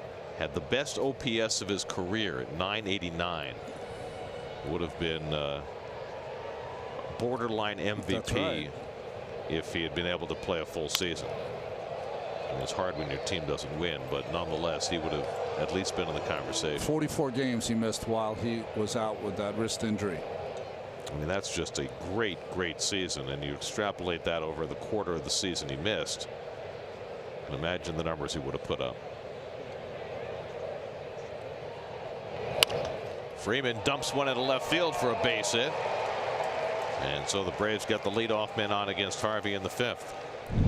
Okay, this is last night being hit by the left-hander, side armor, and hit him right on the bottom of that wrist. Boy, he's lucky that the same thing didn't happen. Then last year, that's almost a mirror image. Same kind of left-hander from the side, hits him in the same spot. He said it missed by a half an inch. of being exactly the same spot. Yeah, it's almost like it caught enough kind of that fleshy part at the bottom of your hand. Well, he certainly has not shown any ill effects from it tonight. Braves have their 8th hit against Harvey, and Nick Markakis, the batter, he's hit 2 balls hard tonight, and he fouls off the first pitch fastball. Markakis lined out to left in the first, and then singled to center to drive in a run in the third. The words you didn't want to hear from Mel Stottlemyre when you would come into the bench and he would sit down with you if you're having a tough game, he would say this phrase or sentence: the hitters are very comfortable up there. And that's kind of what you see here tonight. A lot of big swings.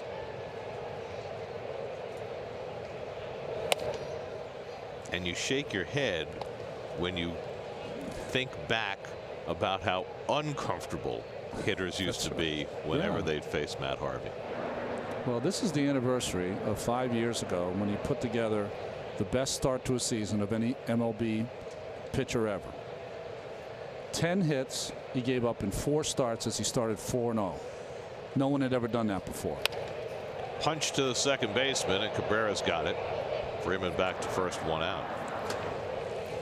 So it's you know, I don't want to say it's sad, but you know, you just feel for a guy who had so much, and now he's trying to reinvent himself, and he's going through these awful growing pains, and how long will he be able to go out there and try to find it, you know, okay? Well, I guess the question is, how much rope does he get? And if it's not going well, and you have a situation where you have a pitcher who could replace him in the rotation, which the Mets might well have soon, what do you do?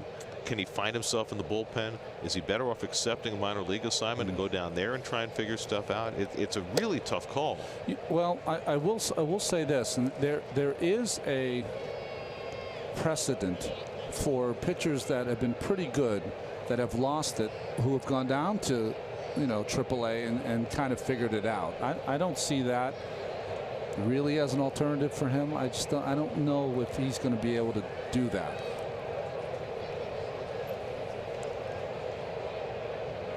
Kurt Suzuki has a home run and a double, and he shoots this one to right. Brusto gets over and almost lost it in the lights, but stays with it, and Freeman back to first. Jay turning his head as though that ball got right in the middle of the lights. You know, different bank of lights here than there were at Turner Field. We used to always talk that it was difficult in some places because there wasn't any lights in the outfield, but here they have lights. Well, they don't have it. Yeah, they have some lights in the right center and left center, which was different than Turner. Definitely different from Turner Field, but if it gets in that band of lights, it just can't get out sometimes. So Freeman still at first with 2 out. Now Preston Tucker, who ripped a 2-run double down the right field line his last time up, and he takes a curveball at his feet for ball 1. When you say you don't think that Matt is a guy who's going to go down, you mean because his ego might prevent it, because it's his free agent year, because it's Las Vegas? I mean, what? I don't know. I don't know enough about anyone's ego. I barely know enough about my own. But I just think that not having him in the rearview mirror at all times would be putting him in a place where I don't think he's going to succeed. And what do I mean by that? I just think that if you think you're just going to send him down and he's going to figure it out down there, I think he has a better chance to do it under the eyes of Mickey Callaway and Dave Island than I do with anyone's eyes in Las Vegas or Binghamton or any place else you want to go.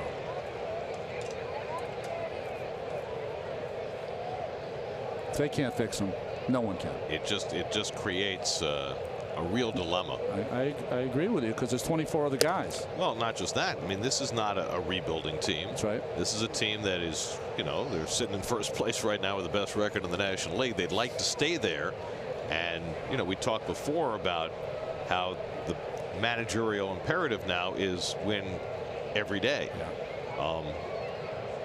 And it's hard to keep a guy in the rotation, especially if you have alternatives, if he's trying to find himself and he's not getting there. That's right.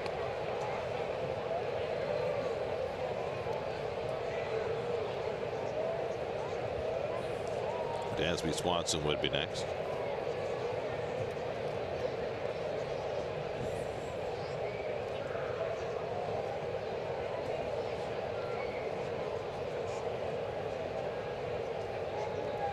3-1 to Tucker, and he pulls it into the shift. Cabrera with a nice backhand play and throws him out to end the inning. So Harvey gets through the 5th. 6-1 Atlanta.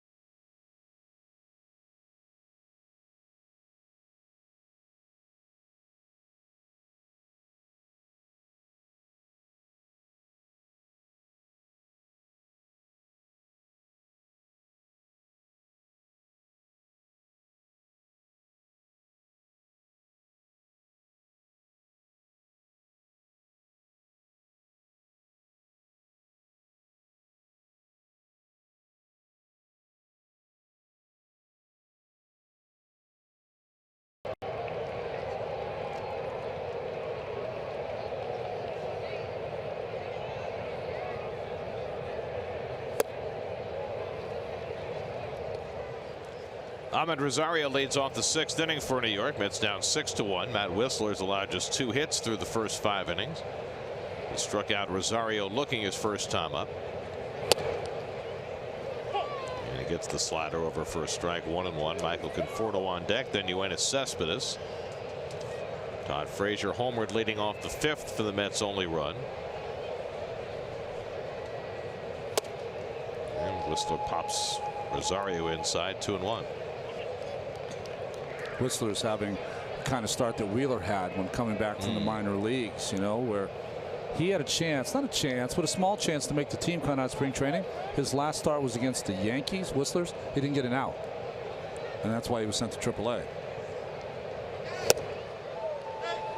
Slider has worked well for him all night. Basically a 2-pitch pitcher. Yeah. I mean, he's a guy who used to throw 4 and basically now throws 2. It's working for him. Now Rosario chops one off the plate, a foul ball. Let's check out the game summary. Oh, there it is. Matt Whistler real good. Matt Harvey not so good. yeah, missed a lot. Kurt Suzuki 2-run homer in the 1st. Todd Frazier home run in the 5th for the Mets' only run.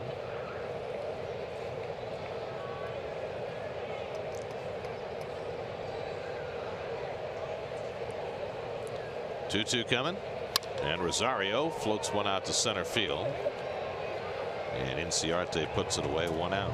Let's check in with the studio. Eamon McEnany has a game break brought to you by your Tri Honda dealers.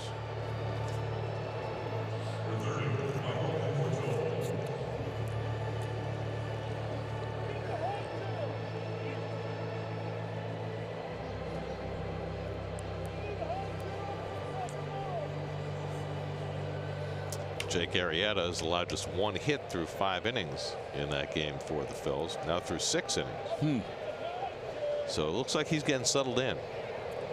Michael Conforto takes a breaking ball down for ball 1. It was fascinating when the Phillies finally decided to sign Arrieta, because it was a sign that maybe they're a little further along in their development than everybody had thought. Or that, and also having a leader of the group of young pitchers, I think had to play a factor, and also the ability, because of the free agent market this winter, to have to pay Jake a lot per year, but not for many years. 3-year contract, I believe, right? Right. Conforto fouls it away. I mean, a half dozen years. I mean, just think about John Lester when he came on the market. He got himself, what, a 6-7 year deal? That's what Arrieta probably thought he was going to get. Right. By the way, Lester, beautiful game today. Yes, he did. He didn't give up a hit through 5, I think. He gave up 2 hits, no earned runs, and the Cubs win over the Cardinals. Snapped the Cardinals' 5-game winning streak. It was a mutual off day for them. They played because of the bad weather. Just missed. 3-1 to Conforto. One of the rare times Whistler's been behind in the count tonight. He has not walked a batter, struck out 5.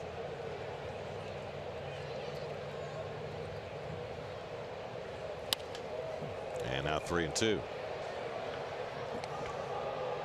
Road Ahead brought to you by Buick. This is the start of a 4-game series. 7:30 again tomorrow night. Our first picks game Saturday and Sunday. Then after an off day in St. Louis, 3 with the Cardinals and 3 in San Diego. Keith will be tweeting from coast to coast. Yes. Swing and a miss, and Whistler strikes out Conforto for the second out. That is 6 strikeouts for Matt Whistler. 3-2 breaking ball. Fools Conforto.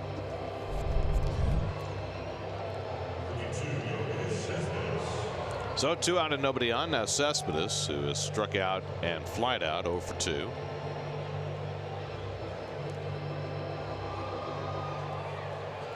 Braves have won their first 3 home series here at SunTrust Park. They just won a series from the Phillies. It's the first time they've won their first 3 home series since 2000. So what we're saying is they've broken from the gate really well at home. I mean, I don't think it was worthy of that. I mean, it's just 3 series. Slider in for a strike, and it's 1-1. Mets, on the other hand, have won their first 2 road series. 6-0 on the road to start a season for the first time ever. So Jerry Blevins working in the Mets bullpen. Unusual choice, unless he's just getting loose and getting some throwing in. Funny thing about Jerry, he's got a ton of appearances, but he hasn't pitched much because he's had far more 1-batter outings this year than he did last. Cespedes lines 1 to center, and Ciarte comes in to grab it. Almost veered too far, but he picks it off to end the inning. 1-2-3 go the Mets in the top of the 6th. Ciarte veering left and had enough length to get it.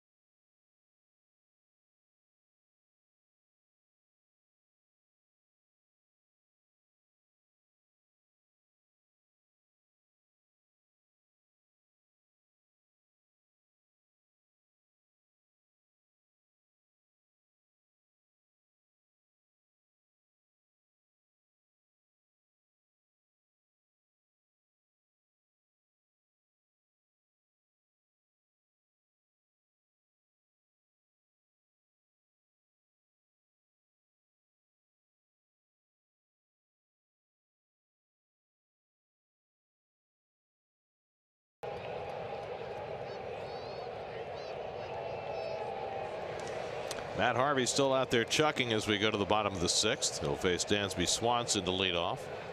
Swanson has struck out and grounded out tonight, and he takes first pitch for a strike. Ryan Flaherty on deck, then the pitcher's spot, and with the way Matt Whistler is going, no hint of action in the Braves bullpen. Whistler has been terrific for 6 innings, and he's thrown only 82 pitches. Harvey had 81 himself, and he misses high 1-1. Well, this is the first time in his last 12 starts that Harvey has pitched into the 6th inning. That's right.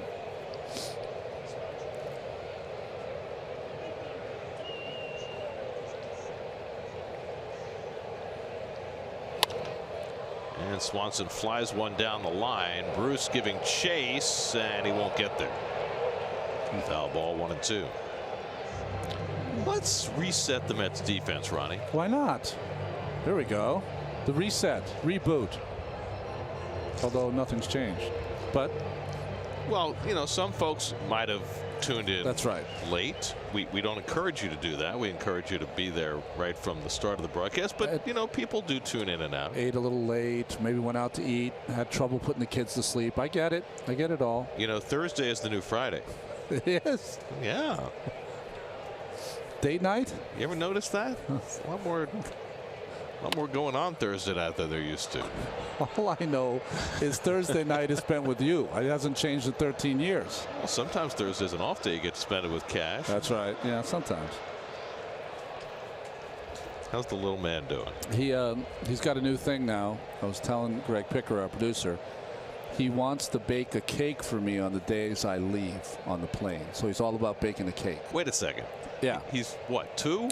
He's 2. I mean, you know, you got to help him with the process. I hope so. He doesn't know how to put 350 on the oven, but he doesn't have the easy bake. But no, he doesn't have the easy bake. But he that's what he desires. Now, he's smart as a whip because he knows if he makes the cake for Dad, he gets the cake. Sure. Dad's going to have a little slice, and the rest is for cash. I'm on my way out to the car service. The smart kid. Yeah. You're not raising any dummy.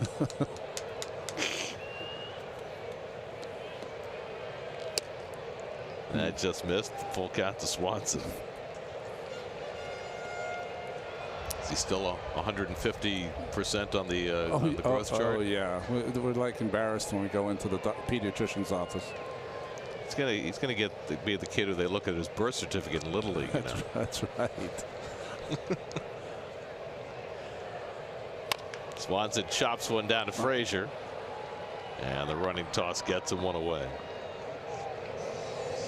Thursday, kick off the draft with reactions from Ray Lucas and Willie Colon, plus live reports straight from Dallas and the War Room in Florham Park on Jets Nation. Draft Day special presented by Redbox On Demand. Pre-draft coverage begins Thursday at 7, only on SNY, and the NFL released the schedules today. The Jets open on Monday night in Detroit. Big league. Fascinating. Got the Packers coming in December. That's Muhammad Wilkerson returning to face his old team. Travel to Jacksonville to take on the AFC champions. You know so much about like every sport. It's amazing. College basketball, pro football, expert on baseball. You'll believe anything. Ryan Flaherty has walked and grounded out.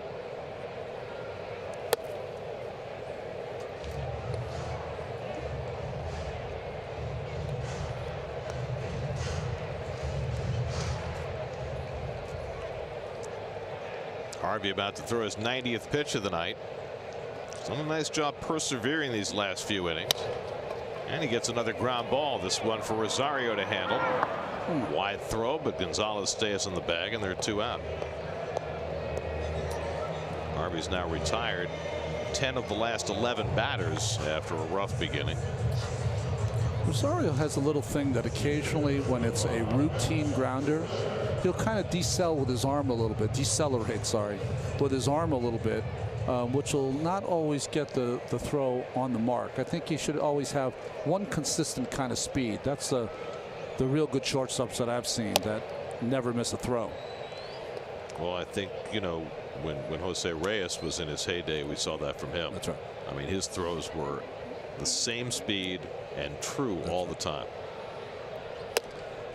the best I saw in his prime was Alan Trammell. Just straight over the top, same speed, chest high, every single time.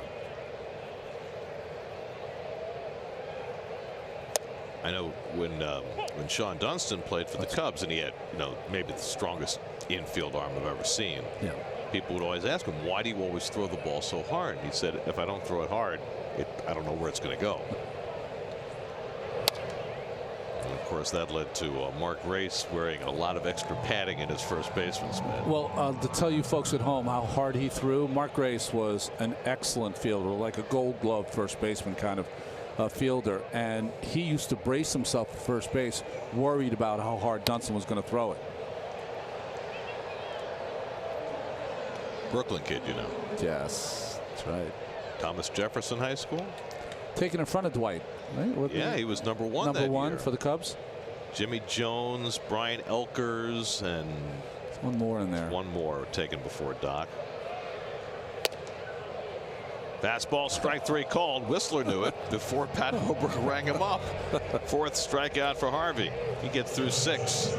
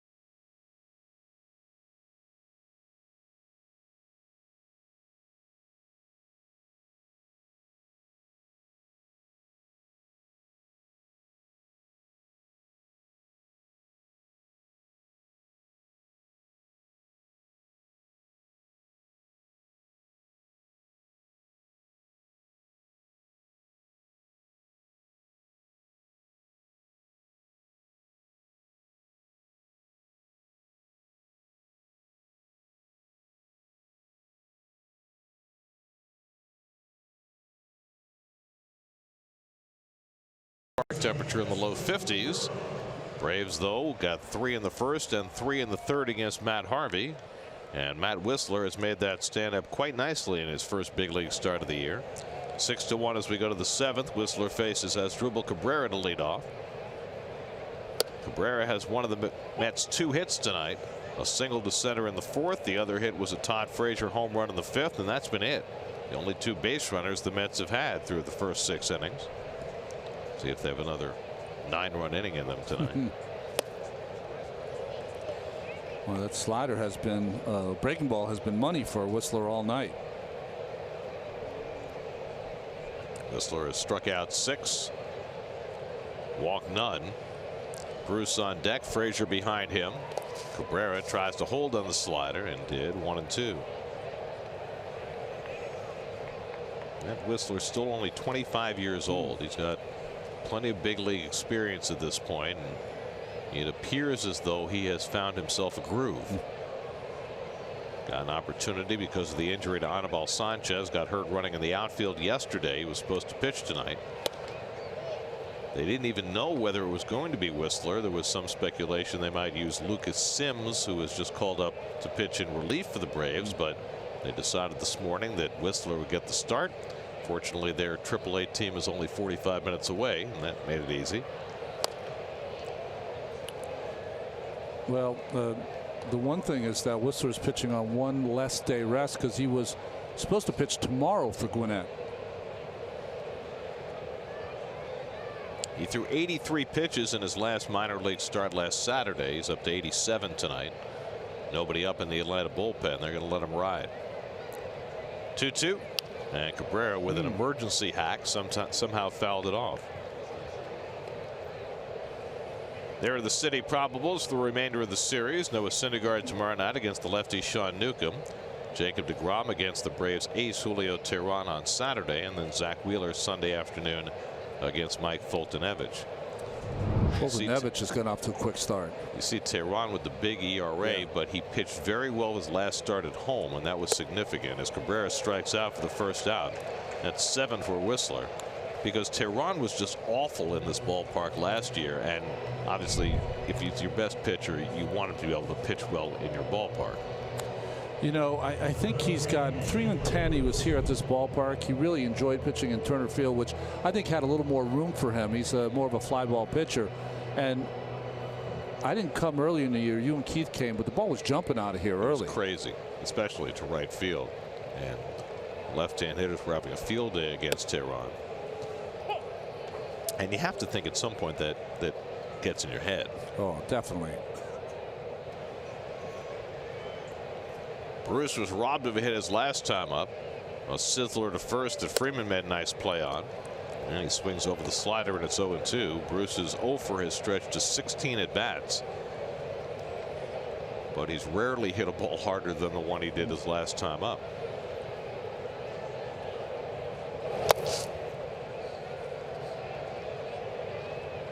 You know, you watch a kid like Whistler, I'm always like, not paranoid, but I'm always thinking that, has he bought into the analytics? You know, this is more breaking balls than I've ever seen him throw. And I was mentioning that he was a fastball changeup guy when I first saw him. So maybe he's buying into breaking pitches as many as he can. This slider is popped up.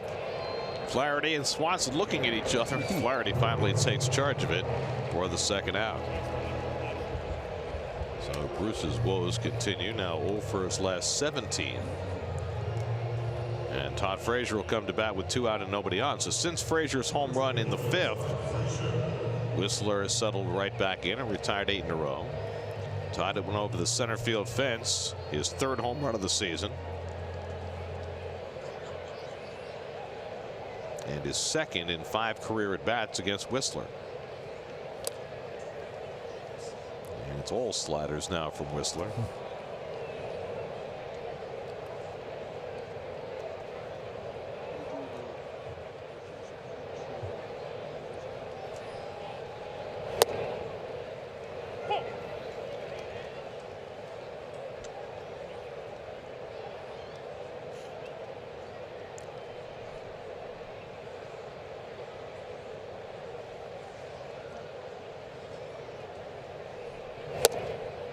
It's a fastball for a strike, 1-2. I mean, that's what you're looking for, I think, in today's game, because you know the complete game is gone. The super quality start is what you're looking for, right? 7 innings pitched, 2 earned runs or less. Is that what we're calling that? The super quality start? I don't know what to call it. I'm just making up something. Maybe I'll go and become an agent. But you know, I mean, that in today's game, that's kind of as good as it gets. 8 innings, 1 run would be the super duper. Super duper, yeah, exactly.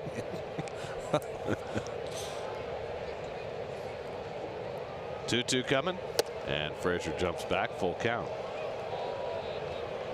Matt Whistler, originally drafted by San Diego, traded on the eve of the season in 2015 for Melvin Upton and Craig Kimbrell. First start of the year, and he has been terrific. Frazier just got a piece of that to poke it foul. Coors Light refreshing finish. And this was the finish to the shutout bid by Whistler. That's right. Whistler was a high school draftee from Bryan, Ohio. He had committed himself to Ohio State, but chance to turn professional too much.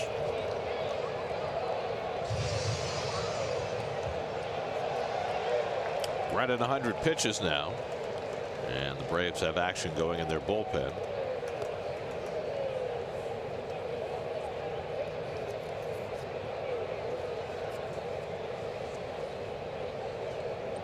Eighth pitch of the at bat to Frazier, and he rolls that one foul.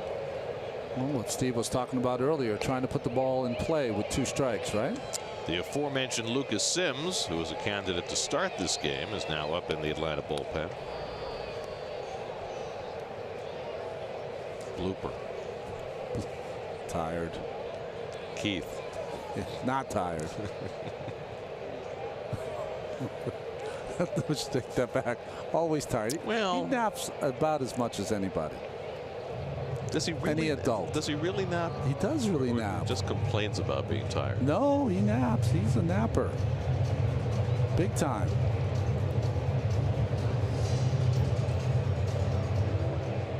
Nothing wrong with that. Seems like he's awake more and more now. He's got a lot more to do.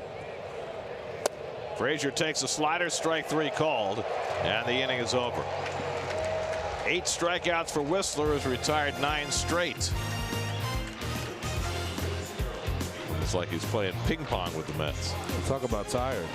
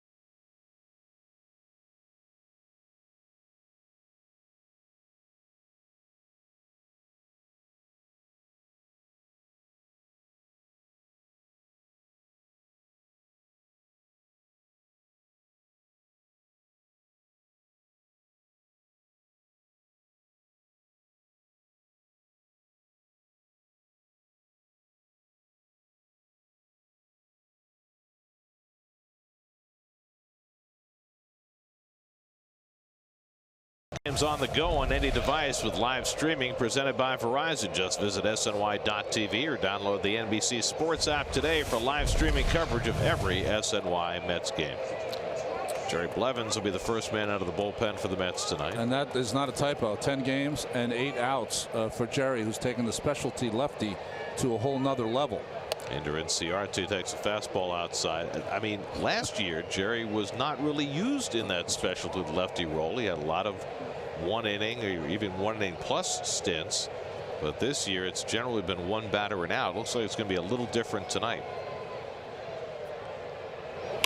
Inciarte lines one to left. Cespedes is there. 1 out. I mean, if he might not make it there, and he hopes he doesn't, but maybe the first 4 hitters would be what you'd be looking at here, because 3 of the 4 left-handed. Ozzie Albies, of course, switch hitter. Albies a fantastic start as a right-hand batter. He's 10 for 17 with 3 home runs as a right-hand hitter. So Matt Harvey went 6 through 96 pitches. Both of those are season highs. 6 runs, 8 hits, a walk, 4 strikeouts. And I guess my question to you, Ronnie, would be, does the fact that he settled in and had better results the last 3 innings give him any solace after the start that he got off to tonight? I don't think in a personal way that would give you any solace at all, because at the end of the day, as Albies pops this up to center field, Conforto should have it. But I don't think it'll give him any solace. He'll still be down after this game. 2 out and nobody on. Let's check in with the studio. Damon McEnany has another game break.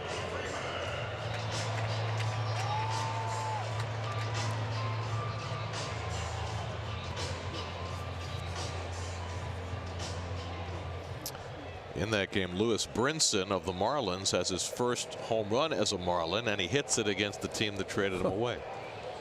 Here's Freddie Freeman with 2 out and nobody on. Sacrifice fly and a base hit tonight. He's 1 for 2. And Blevins pops him inside, ball 1.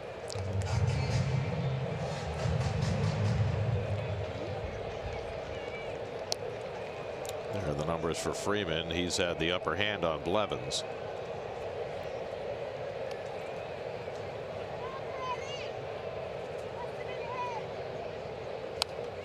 It's interesting. The first 2 pitches here from Blevins have been fastballs. You know, if he had to come in with bases loaded or a runner on first and second as the rookie Bautista gets up, he would see a steady diet of curveballs. Sure. But, you know, he doesn't want to tip his hand too much. Now, he'll go to 1 or 2 curveballs, but it'd be interesting. I would try to, if I was Jerry, get him out with my fastball.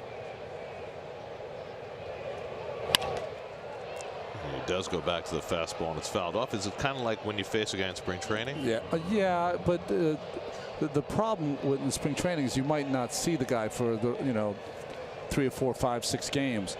Here, he knows that if they're in a tight game tomorrow, he's going to see Freddie Freeman again.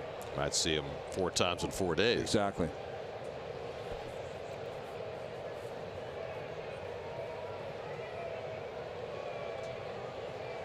All fastballs so far, and he's going to stick with it. And it's grounded through the shift and into right center, a base hit.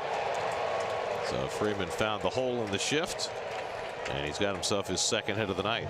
Oh, headbutt. Headbutt at first base with EY Sr. Fastball up. It catches a lot of the middle, but still not an awful pitch. And Freddie, even though with uppercut, when the ball's up in the strike zone, he's able to get on top of it. How does he do that? I don't know. Just the unbelievable hand-eye coordination. He's another guy that when he's retired for 10 years, he could come and get a couple hits in a game. So now Markakis, this will be Blevins' last batter either way. You got the right-hand hitter Suzuki on deck and Gerson Bautista up in the bullpen. Markakis 1 for 3, an RBI hit in the 3rd. And a fastball call strike, so it's been mostly fastballs from Blevins tonight. Kind of airing it out a little bit. His last outing was in that collective bullpen meltdown on Monday against the Nats. He gave a base hit to Bryce Harper in that big 8th inning.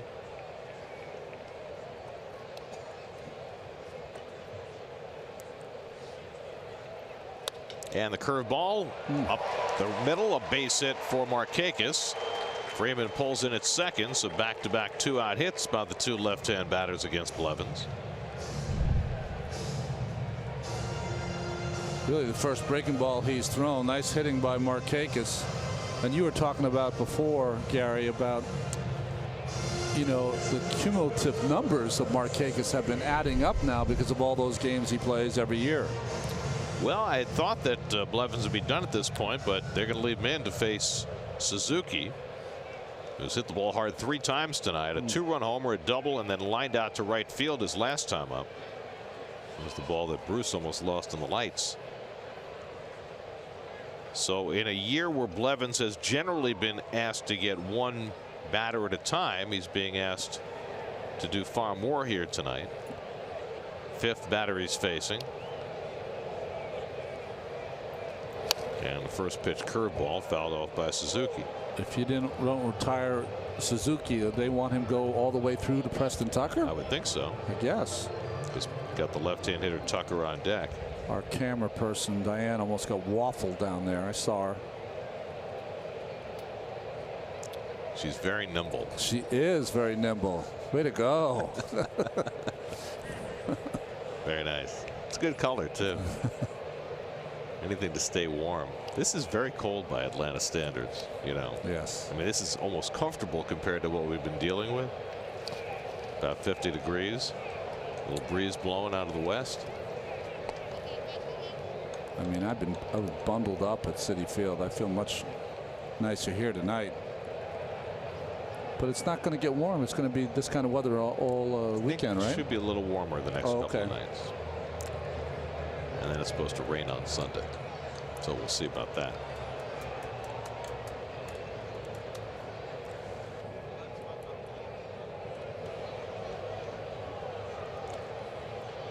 1-1 to Suzuki.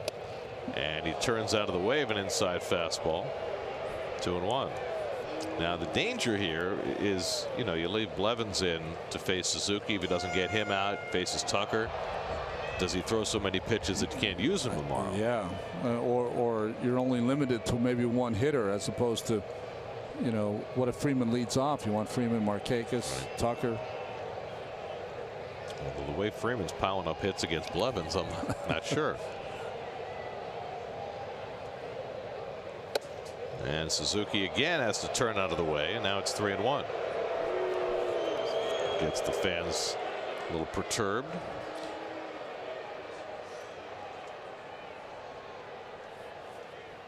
Seeing more and more hitters with that C-flap helmet.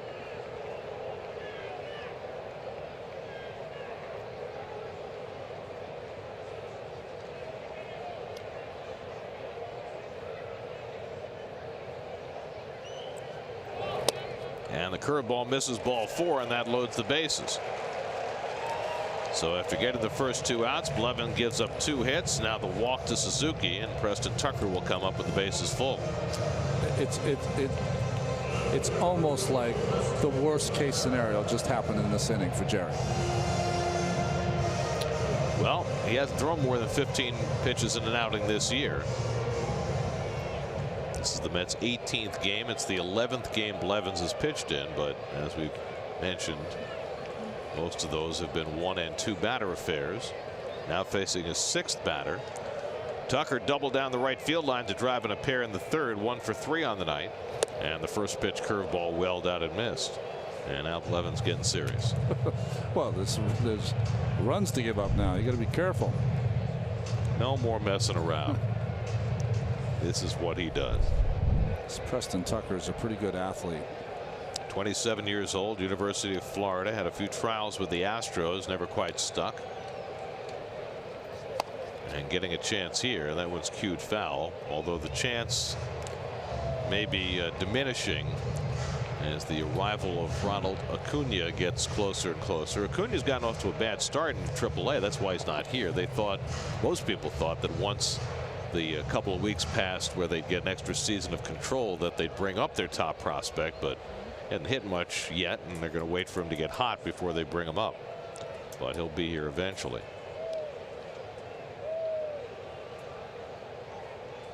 Oh, 2 from Blevins. Another curveball. That's one pulled down the line. That's a base hit for Tucker. It'll go all the way to the wall. Freeman is in. Markakis scores. Suzuki being waved around. It's a 3-run double for Preston Tucker. And it's 9-1 Atlanta. 5 RBI night for Preston Tucker.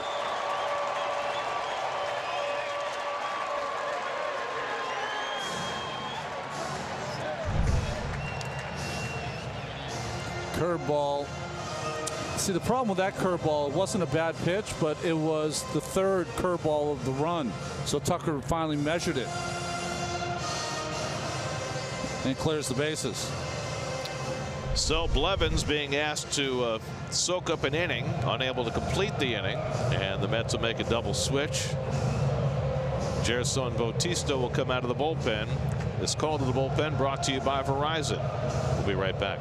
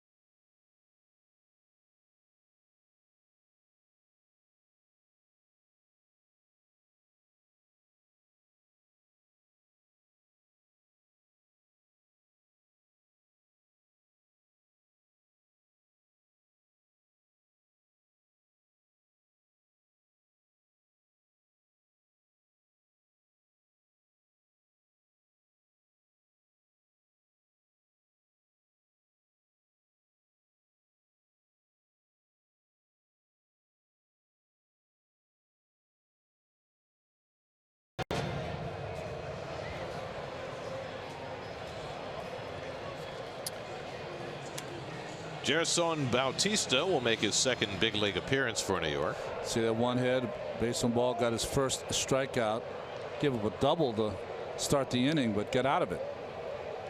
Faces Dansby Swanson and comes up and in with a fastball. Jose Reyes playing third base now. He'll bat ninth in the double switch. As Frazier comes out, Bautista hits in the 5-hole. Swanson's gone 0 for 3 tonight, a strikeout and 2 ground balls. Tucker at second and 2 out after his 3-run double. So Blevins faces 6 batters, retired the first 2 but couldn't close the door. Freeman and Markakis with base hits, Suzuki a walk, and then Tucker a 3-run double. So 3 left-hand hitters in a row with base hits against Blevins.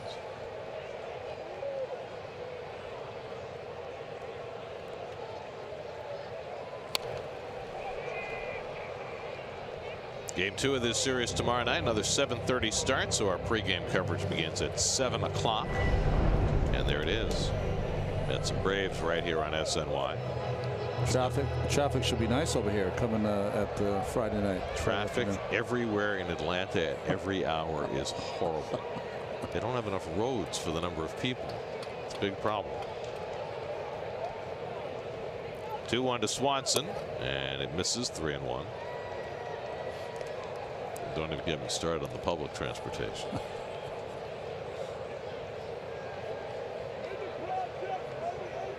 And Whistler has his helmet in his hands.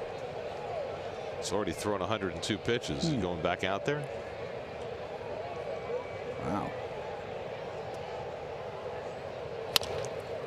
Grounded foul, and it's 3-2 to Swanson. Well, Sims is still up in the bullpen, so I would think that Sims is coming in. So it's an optimistic grab of the helmet by Whistler, you're saying. 22-year-old Gerson Bautista, whom the Mets got in the Addison Reed deal last summer.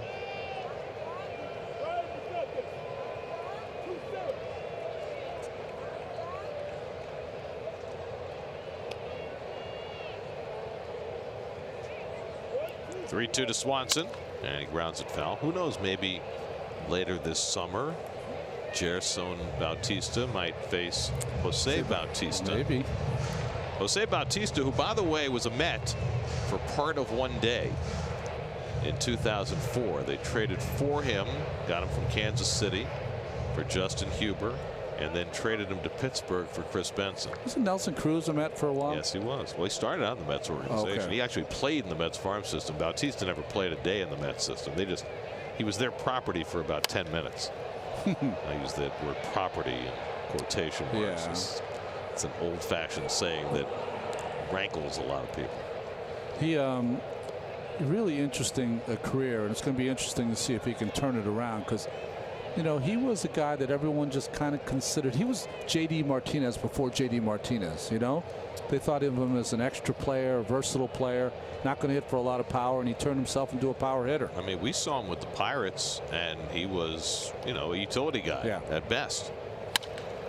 Banged up the middle, past Rosario into left center, a base hit, and that'll bring in a run. Tucker in to score. Swanson trying for 2, and he makes it safely. Hustle double for Dansby Swanson produces the 4th run of the inning, and it's 10-1 Atlanta. You know, the one thing that we did not talk about coming into this game is that there haven't been many offenses in baseball that have been as good as the Atlanta Braves have been through this early part of the season. This is not routine for them, but they've scored a lot of runs. Second to the Pirates in the National League in runs scored coming into the day. So the 4th run of the inning, all 4 charged to Blevins. Swanson with his first hit of the night, and the Braves 12th. Now Ryan Flaherty will be the 8th man up in the inning. Flaherty is 0 for 2 with a walk. So for the top 2 hitters in the National League coming in, Flaherty and Swanson, that was their first hit collectively. Called a breaking ball, and he threw a fastball, and Lobaton has to go out there because he saw his life flash in front of him. Now that should not count as a mound visit, because according to the rules, if a catcher is crossed up, the mound visit does not count against their total. Not that it should have an impact in buddy, this game. we're going with the second sign here. Okay, make sure you're waiting for the second sign. Because you throw 100, it could hurt me.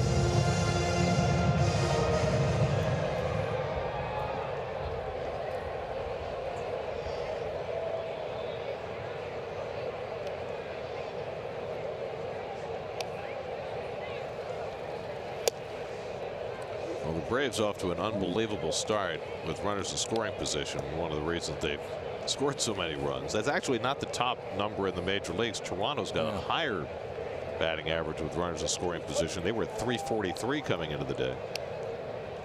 Well, 325, not too shabby. Yeah, they have a pretty prolific offense too, and you didn't know if you're going to get enough runs. Donaldson's not playing. Curtis Granderson, I think yesterday hit a grand slam, right? Yeah. Teoscar Hernandez is off to a great start for the Blue Jays. 3-0 to Flaherty, and he walked him, and the inning continues. So after 2 out and nobody on, 6 straight Braves have reached base against Blevins and Bautista, and now Johan Camargo will be the pinch hitter. Camargo just came off the disabled list yesterday. Coming up tonight, Geico Sports Night at 11 o'clock. All the NFL news with the schedules out and the Giants making a surprising move. Nick's trying to figure out who their coach should be as the owner disses the old coach on the way out the door. Kick him when he's down. Here's Camargo, who had a nice season for the Braves last year. Looked like he'd be their starting third baseman, but he's been hurt. Flaherty took the job and has run with it. And now Camargo pinch hitting with 2 out and 2 on in the 7th. And Bautista having trouble finding the plate. There's a change up there.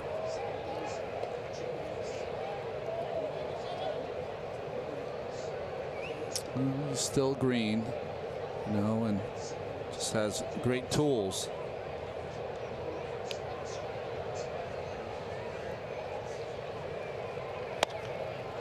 Camargo posts one foul past Ron Washington and did a nice little dance step. Some people forget what a great job that Ron Washington did in Texas. Took them to the World Series 2 years in a row. 2010 when they lost to the Giants, and 11, of course, that heartbreaker to the Cardinals. First base is easy. First base is really hard. Really hard. That actor did a great job. He in that did. movie. He really caught Washington. He did. Talking about Moneyball, in which Ron Washington was featured prominently.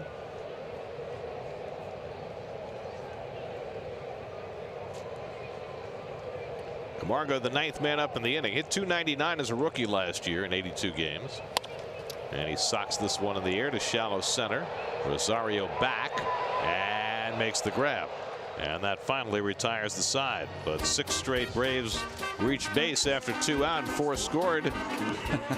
Diane was equal to the task. 10-1 Atlanta.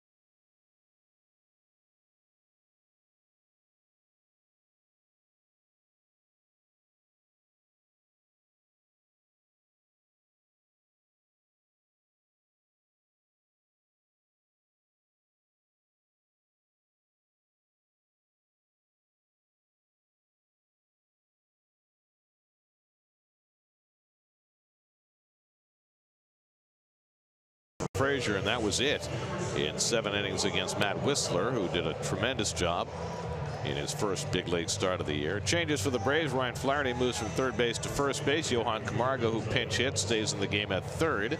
Veteran Peter Borges will go into play left field, and young Lucas Sims will do the pitching in the 8th inning. Well, Sims was called up 4 days ago, but this is his first appearance this season. Started 10 games last year, 14 appearances, and was 3-6 with an ERA over 5. He was their #1 pick 2012. Adrian Gonzalez leads off the 8th inning for New York.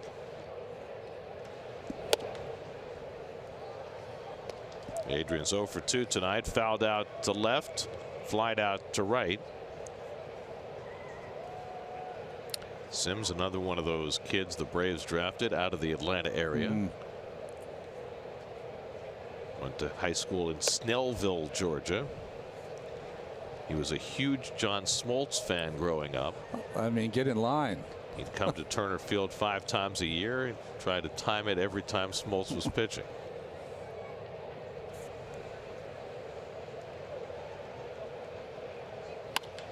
Smoltz probably had more influence on young right-handers growing up in Atlanta that are Lucas Sims' age, right, than anyone ever. Well, everybody wanted to be John Smoltz because not everybody could be Greg Maddux. That's right. And then, you know, Tommy Glavine left-handed.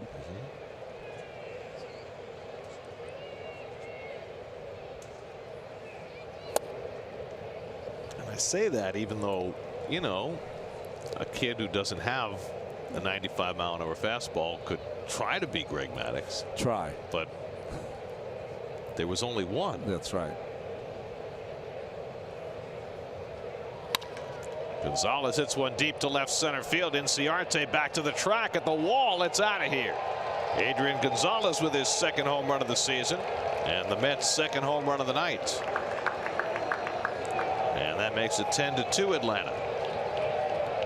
Boy, you like seeing that pop to left center field or just off center field by Gonzalez. You haven't really seen that all season long. We watched that for years. That's right. When he played in San Diego and in Los Angeles. That great power to left and left center. A little hanging breaking ball on the outside part. Always been a great breaking ball hitter. Always hurt the Mets when the right-handers threw him changeups, and a lot of those hits went right there. Now Jose Lobaton.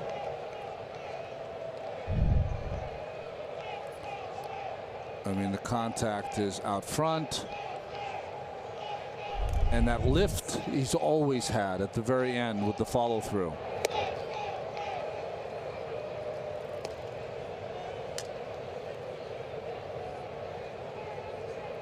That's 10 RBIs in the last 8 games for Adrian. So while he hasn't had a lot of hits, he has been productive. Lobaton fouls it off 2-1. Jose Reyes on deck. He came in the double switch. He's hitting in the 8 hole. I've done this like 3 times this year. When a double switch has happened, I've put the new player in the 9 spot. Yeah, because of the pitcher. Old habits die hard. Well, the pitcher only batted in the 9th slot for 100 years, Gary. So, you know.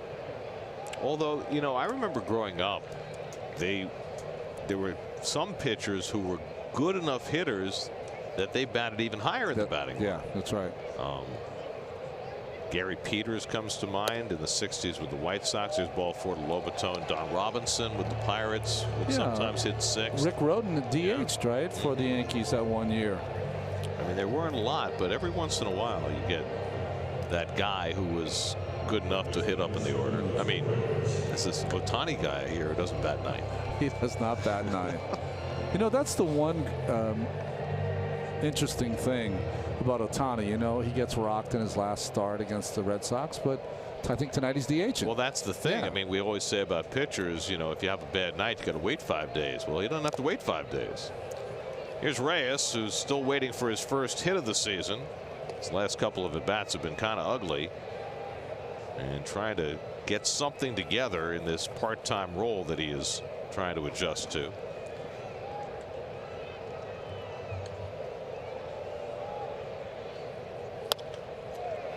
Little flare on the left side, and Camargo diving makes the catch. That's a terrific play by Johan Camargo. The ball did not have a lot of air under it, and he had a long way to get to it. He was playing in the shift off the line and the full dive to make the play. Great hustle in a game that you're winning by 8 runs. You like to see that. He's trying to get his job back. Yeah, right. So 1 out and 1 on, and now Rosario, who has struck out and flied out.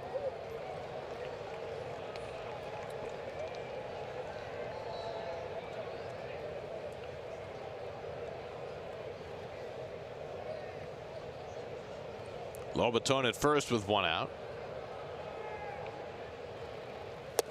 And the slider in for a strike. 0-2 to Rosario. 23-year-old Lucas Sims working in back of Matt Whistler, who could not have been better.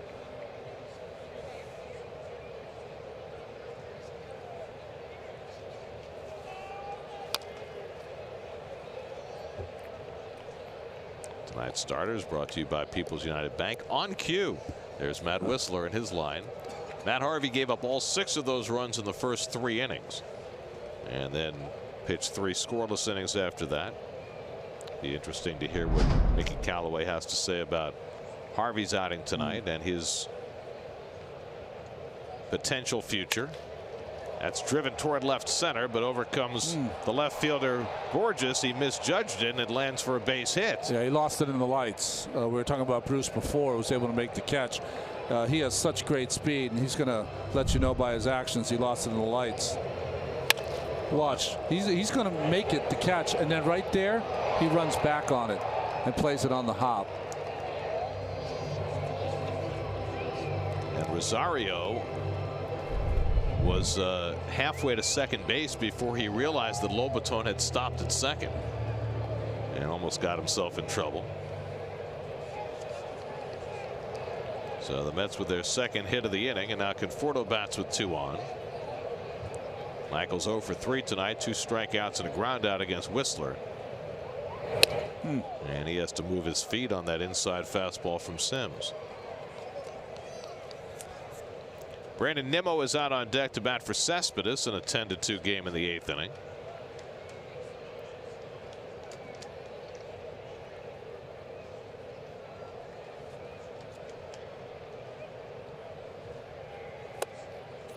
I think if you look at the Braves team, if you know, they've gotten off to a nice start. Their offense is rolling, got a nice lineup.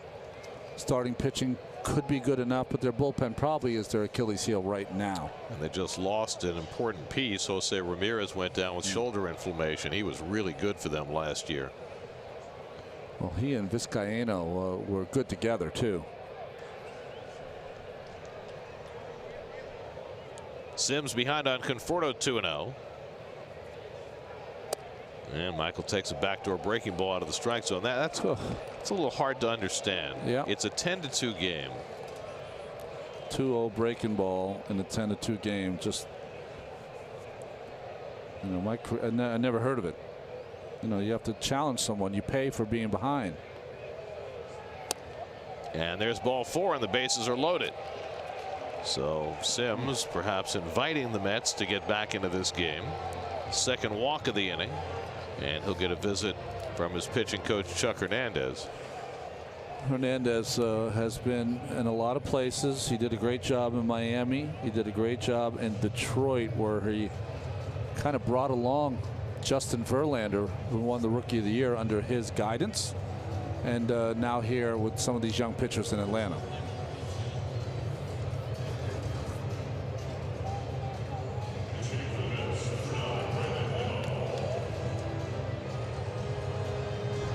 They'll get the left-hander Sam Freeman up in the bullpen, one of 3 lefties the Braves have in their pen.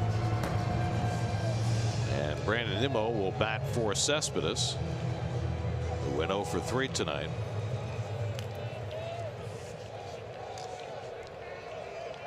Brandon pinch hit last night early in the game and was hit by a pitch. It was when Tanner Roark was having his ongoing conversation with the home plate umpire. It was a pitch to Nimmo that really set him off, and he wound up drilling Brandon.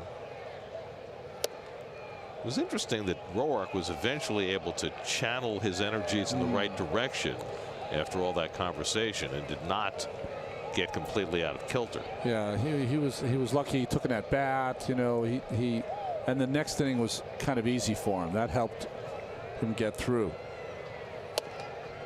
And now 2-0 to Nimmo. Let's have a run home here in the 8th and a Gonzalez home run. Bases loaded, 1 out as Dribble Cabrera on deck.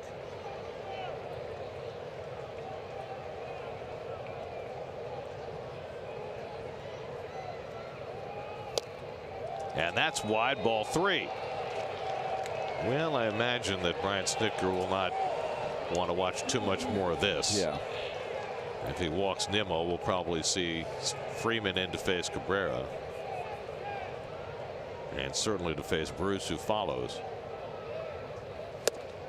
And that's on the corner. 3-1.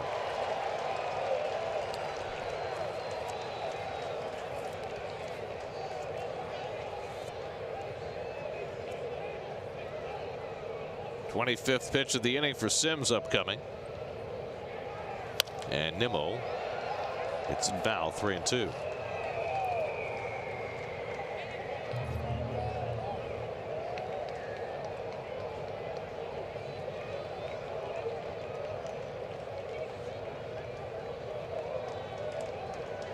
Lobaton at third, Rosario at second, Conforto at first with 1 out. And Nimmo fouls back the fastball, and we'll do it again.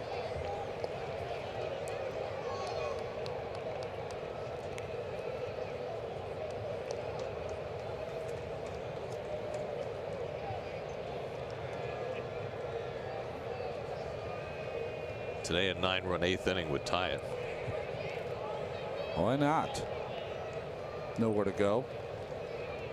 Again, the 3-2, and Nimmo takes ball 4, and that forces in a run. So Nimmo draws a bases loaded walk, the 3rd walk of the inning by Sims. It forces Lobaton home to make it 10-3. Snitker's not moving. Well, he has a lot more patience than some might. I mean, you bring a guy in with a 10-1 lead and he walks 3 guys. Yeah. And then that's going to be all for him. So they'll bring in the left-hander Sam Freeman. That'll make Cabrera a right-hand batter. Mets have 2 runs home in the 8th. They still got 7 to make up. Sims out, Freeman in. We'll be right back.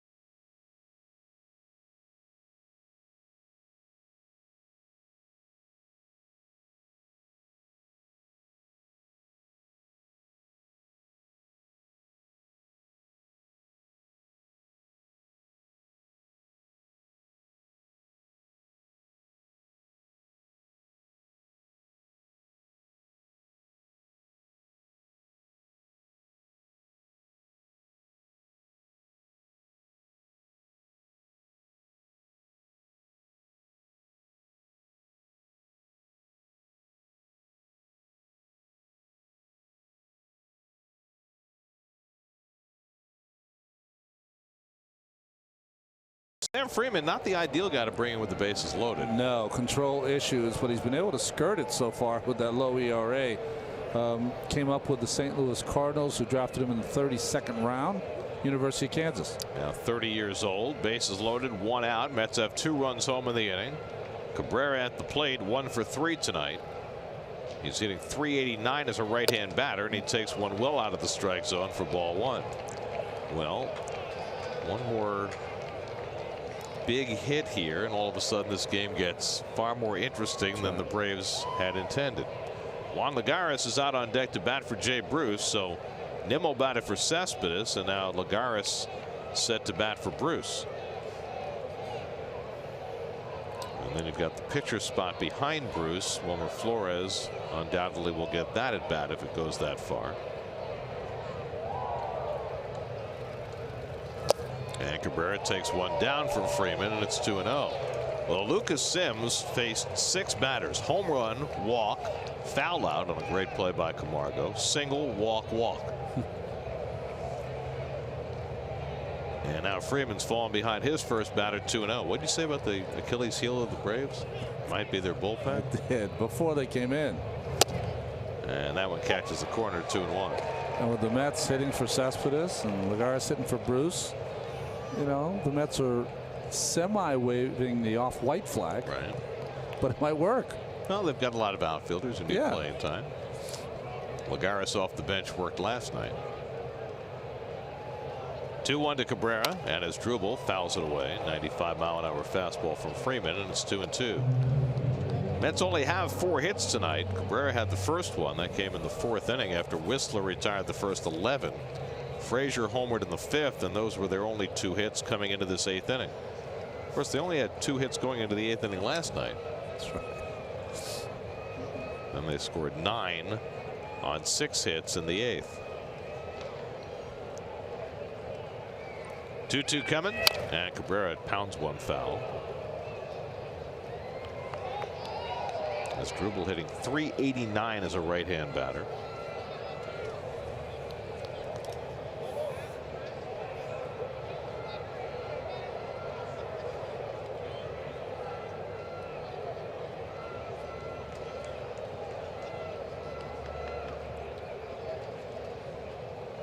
Two from Freeman, and it's Will outside, 3-2. It's the second time this week we've seen a great pitched game. The Groms at Citi Field, and the bullpen struggle, and now the Atlanta Braves are struggling from the bullpen for Matt Whistler's gem. Whistler allowed just 1 run over 7 innings, no walks, 8 strikeouts. Sims struggled. Freeman trying to bail him out. He's gone 3-2 to Cabrera with the bases loaded. And as Drubel pokes one foul to stay alive. 3-2 changeup? I don't know. I think he just aimed it in there. I mean, I don't know how you can throw a 3-2 changeup with a 7-run lead, but listen, game's changing. We saw a 2-0 breaking ball to Conforto with an 8-run lead.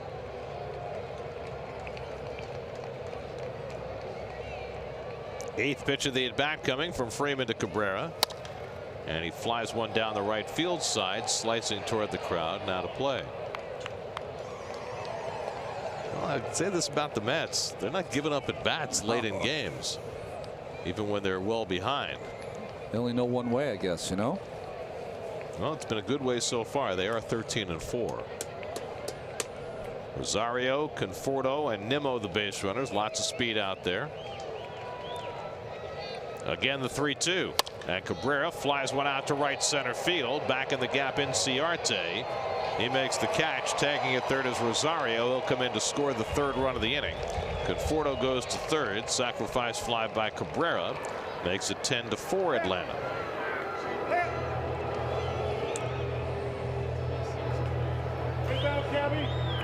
So now Juan Lagares will bat for Jay Bruce.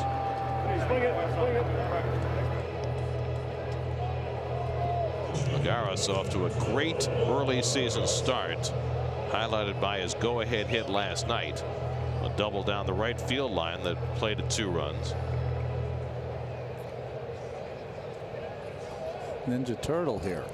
It's a sporty look. Anything that keeps you warm. First and third and 2 out. And Lagares hits one right back to Freeman. And that retires the side. Let's get 3 against the Braves bullpen in the 8th. They're still down 6.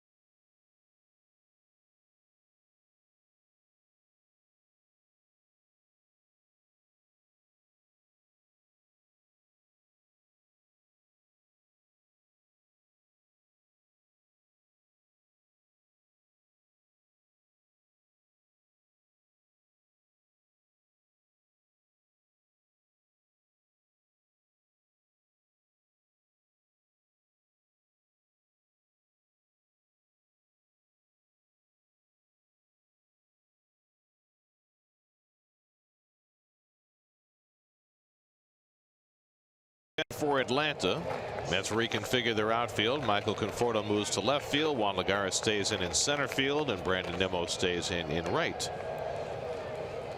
Gerson Bautista, who got the last out in the 7th, stays on for the 8th. Ender Inciarte to lead off. Inciarte 1 for 4 tonight at a base hit leading off the 1st inning against Matt Harvey. That led to a 3-run Atlanta 1st, a 3-run Atlanta 3rd. And then they scored 4 in the 7th against Jerry Blevins and the Mets bullpen. And now Bautista, who is having trouble throwing strikes in his stint tonight, is behind on Inciarte 2-0. Bautista faced 3 batters in the 7th, gave up a double to Swanson, a walk to Flaherty, and then got the 3rd out on a pop-up from Camargo. And that's wide. It's 3-0. So it has not been a pretty sight for either bullpen tonight. No. And that's a 4-pitch walk to Inciarte to start the bottom of the 8th. Second walk given up by Bautista. Let's answer our Verizon trivia question. We asked you which player active has played most games without an all-star appearance. We speculated maybe Markakis. And sometimes, Ronnie, we get them right. Very rare. Very rare. I feel like we were bounced past that one. Yeah, it seemed it was just too easy. Yeah. Right? We're here in Atlanta. I mean, if we were in Cincinnati and they asked the question, we probably would have not gotten it right. That's right. Proximity is everything. It's like real estate. Location. Ozzie Albies is 2 for 4 tonight, a single and a double. Scored 2 runs.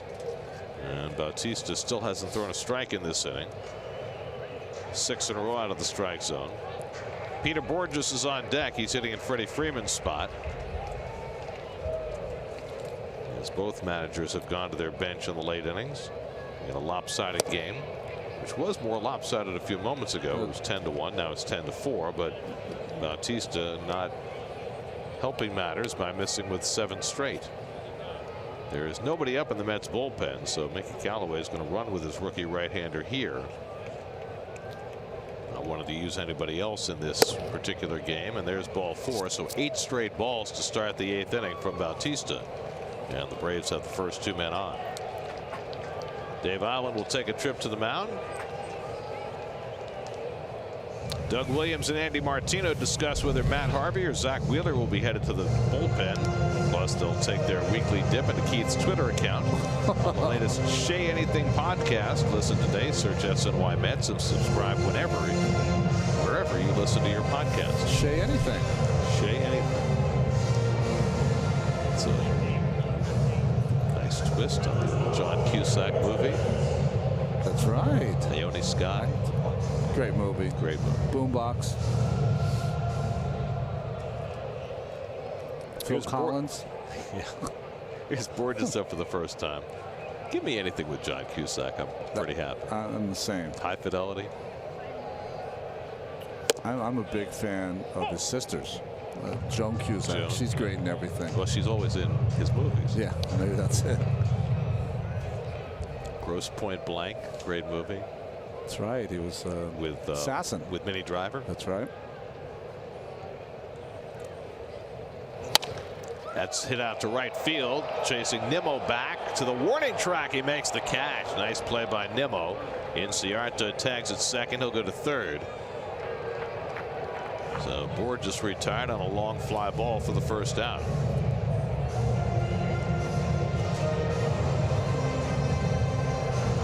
And now Nick Markakis, who has a couple of hits tonight. Not all-star though he may be. He scored 2 runs. He's driven in a run. Peter Moylan is up in the Braves bullpen. Well, I know the Aussie will throw strikes, so that's probably why he's up. How many lives has Peter Moylan had? He's gotta love him. I mean, he just keeps coming back. Wasn't he a pharmaceutical salesman when the Braves first found him? Yeah. Bautista misses for ball 1. Those Aussies, they're a hardy bunch, you know. I'm trying to remember which Australian players have come through the Mets. They had Graham Lloyd for a while. Okay, the left-hander, right? Tall left-hander. They had no, I'm blanking on him. The infielder. He was one of the first. Oh yeah, he ended up being a scout and shortstop, right? Craig something. Shipley. Craig Shipley. Yeah. There you go. The one that played for the Brewers, the catcher Dave Nilsson, was very good. Well, he was the star of their Olympic team. Yeah. Remember? Went back there to really develop the whole baseball program in Australia. They're still very into their Aussie rules football there, of which I am an enormous fan. Oh. Remember when ESPN used to show those games? That was the best thing they had on, to me. Now you can barely find a game. Maybe somebody broadcast the grand final. Yeah, but what channel would it be on? I mean, that's the hardest part. From the Melbourne Cricket Grounds. We'd have to have one of the young guys teach us how to stream it, Gary. That's you know. I'm sure it's out there somewhere.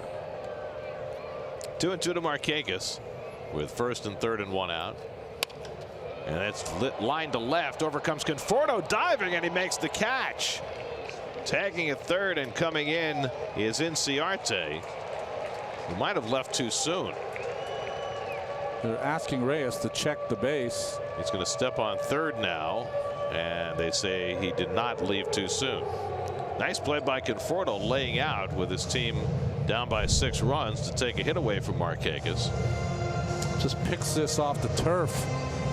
There's Conforto, and good base running also by Inciarte, because many times on a ball like this, you'll catch your runner not going back.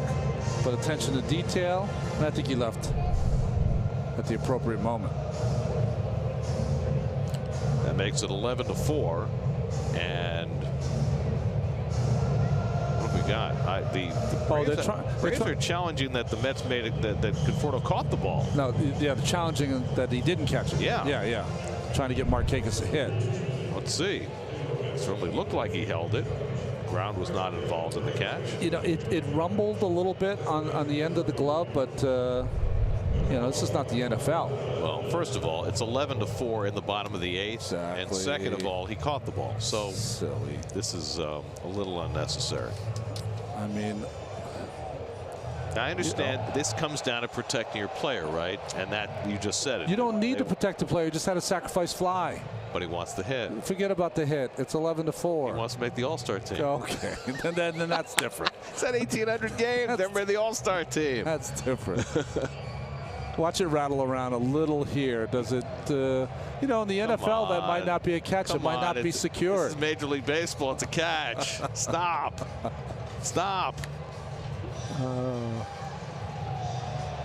If that hit or non-hit keeps him out of the All-Star game this year, I'll just be devastated.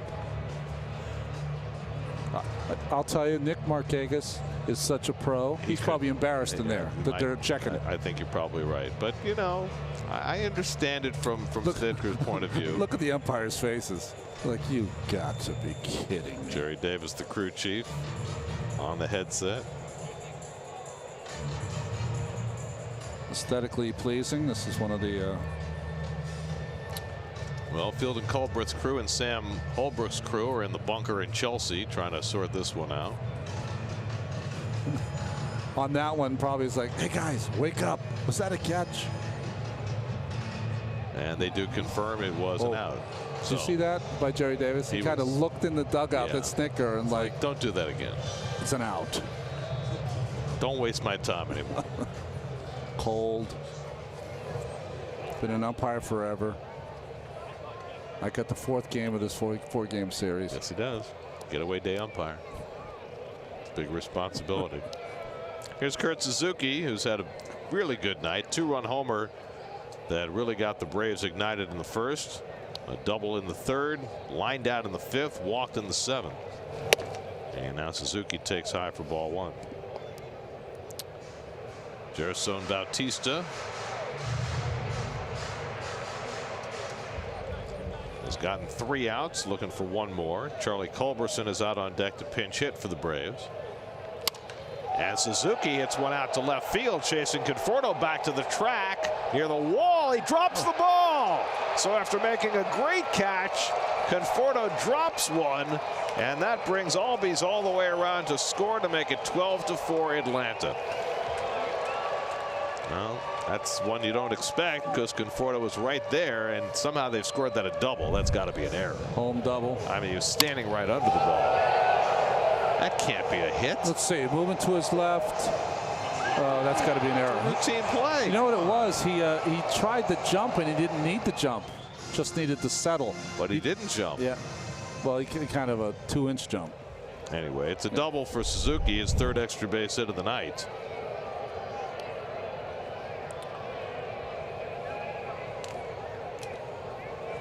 And now Charlie Culberson batting for the pitcher. 2 nights ago, Mookie Blaylock hit 3 home runs in a game. He led off the game tonight in Anaheim with a home run. What does he have? 3 home run games in his career? 3 home run games. That's his 13th career leadoff home run, which is the Boston franchise record. I believe I read that Mookie Betts is only the 3rd player to have 3 home run games 25 years or younger. I think Ralph Kiner was one of the others. That's right. Which doesn't surprise me, because if Ralph had had a 20-year career instead of a 10-year career, everyone would have been chasing him. He would have been the greatest ever. Yeah. Right? What do you have? 351 in 10 years? 359? Yeah. 351, I think it was. 369, excuse me. And that was a lot of home runs. Yeah, exactly. Led the league what, 7 times? 7 times in his 10-year career. Culberson takes strike 3 call, and that finally puts the inning to bed. Braves tack on 2 more and lead 12-4 going to the 9th.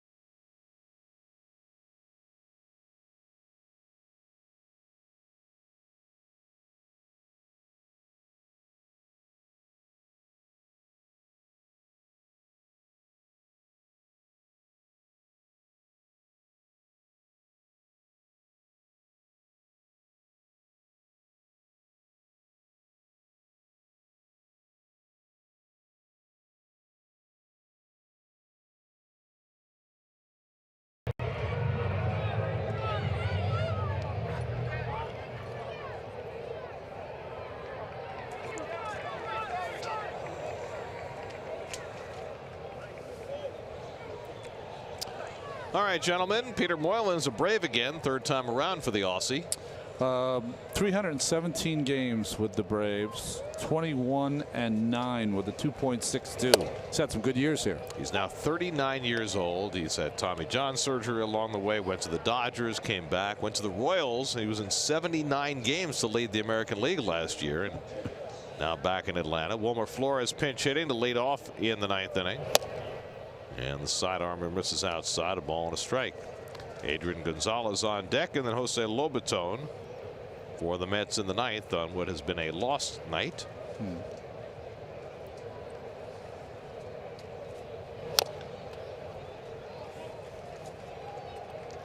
And that Mets team ERA has jumped in the last week.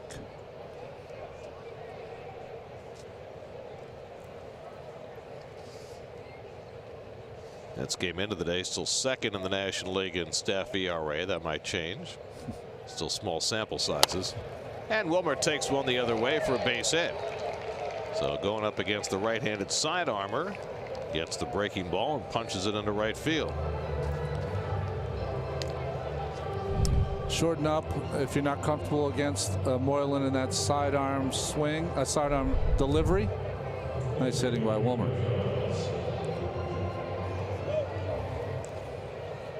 Now Adrian Gonzalez, who hit a home run his last time up, hit at the left center field, his second of the season, 10th RBI in his last 8 games. And takes the breaking ball from Moylan for a strike.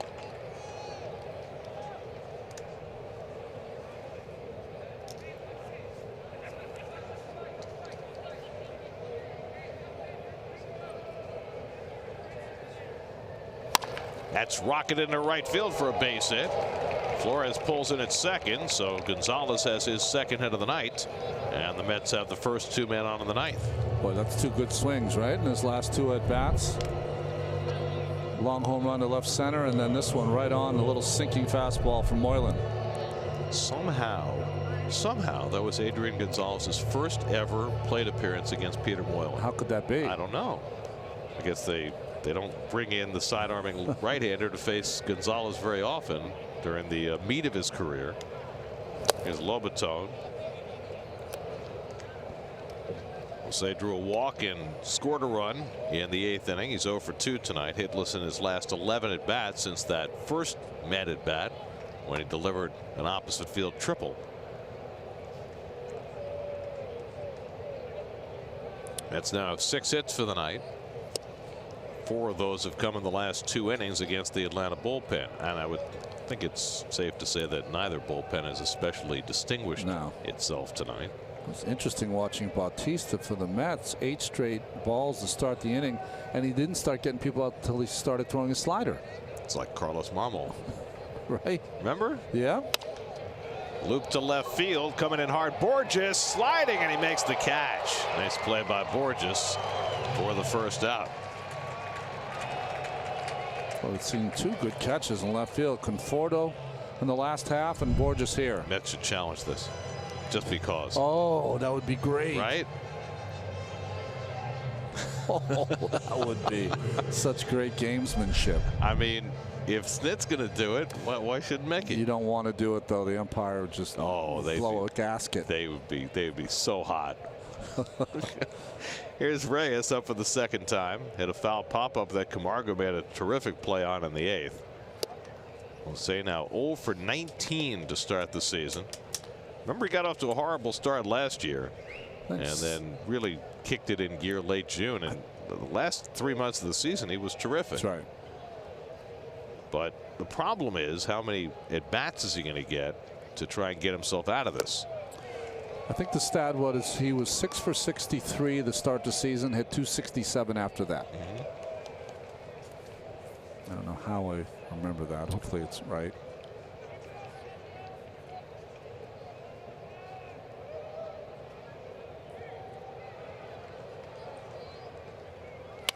And he hits one sharply, but right at the shortstop. Swanson steps on the bag, turns the double play, and that'll do it for this game as the Braves double up Reyes They put a hurt early on Matt Harvey, and Atlanta cruises to a 12-4 win in the first meeting between the Mets and Braves this season. Well, just like yesterday's game, three runs in the first inning off Harvey, but he gave up another 3 in the third. The Braves never looked back against the Mets bullpen after that. Jerry Blevins had a struggle in today's game, and the offense of the Braves, which we didn't talk about too much, just keeps rolling.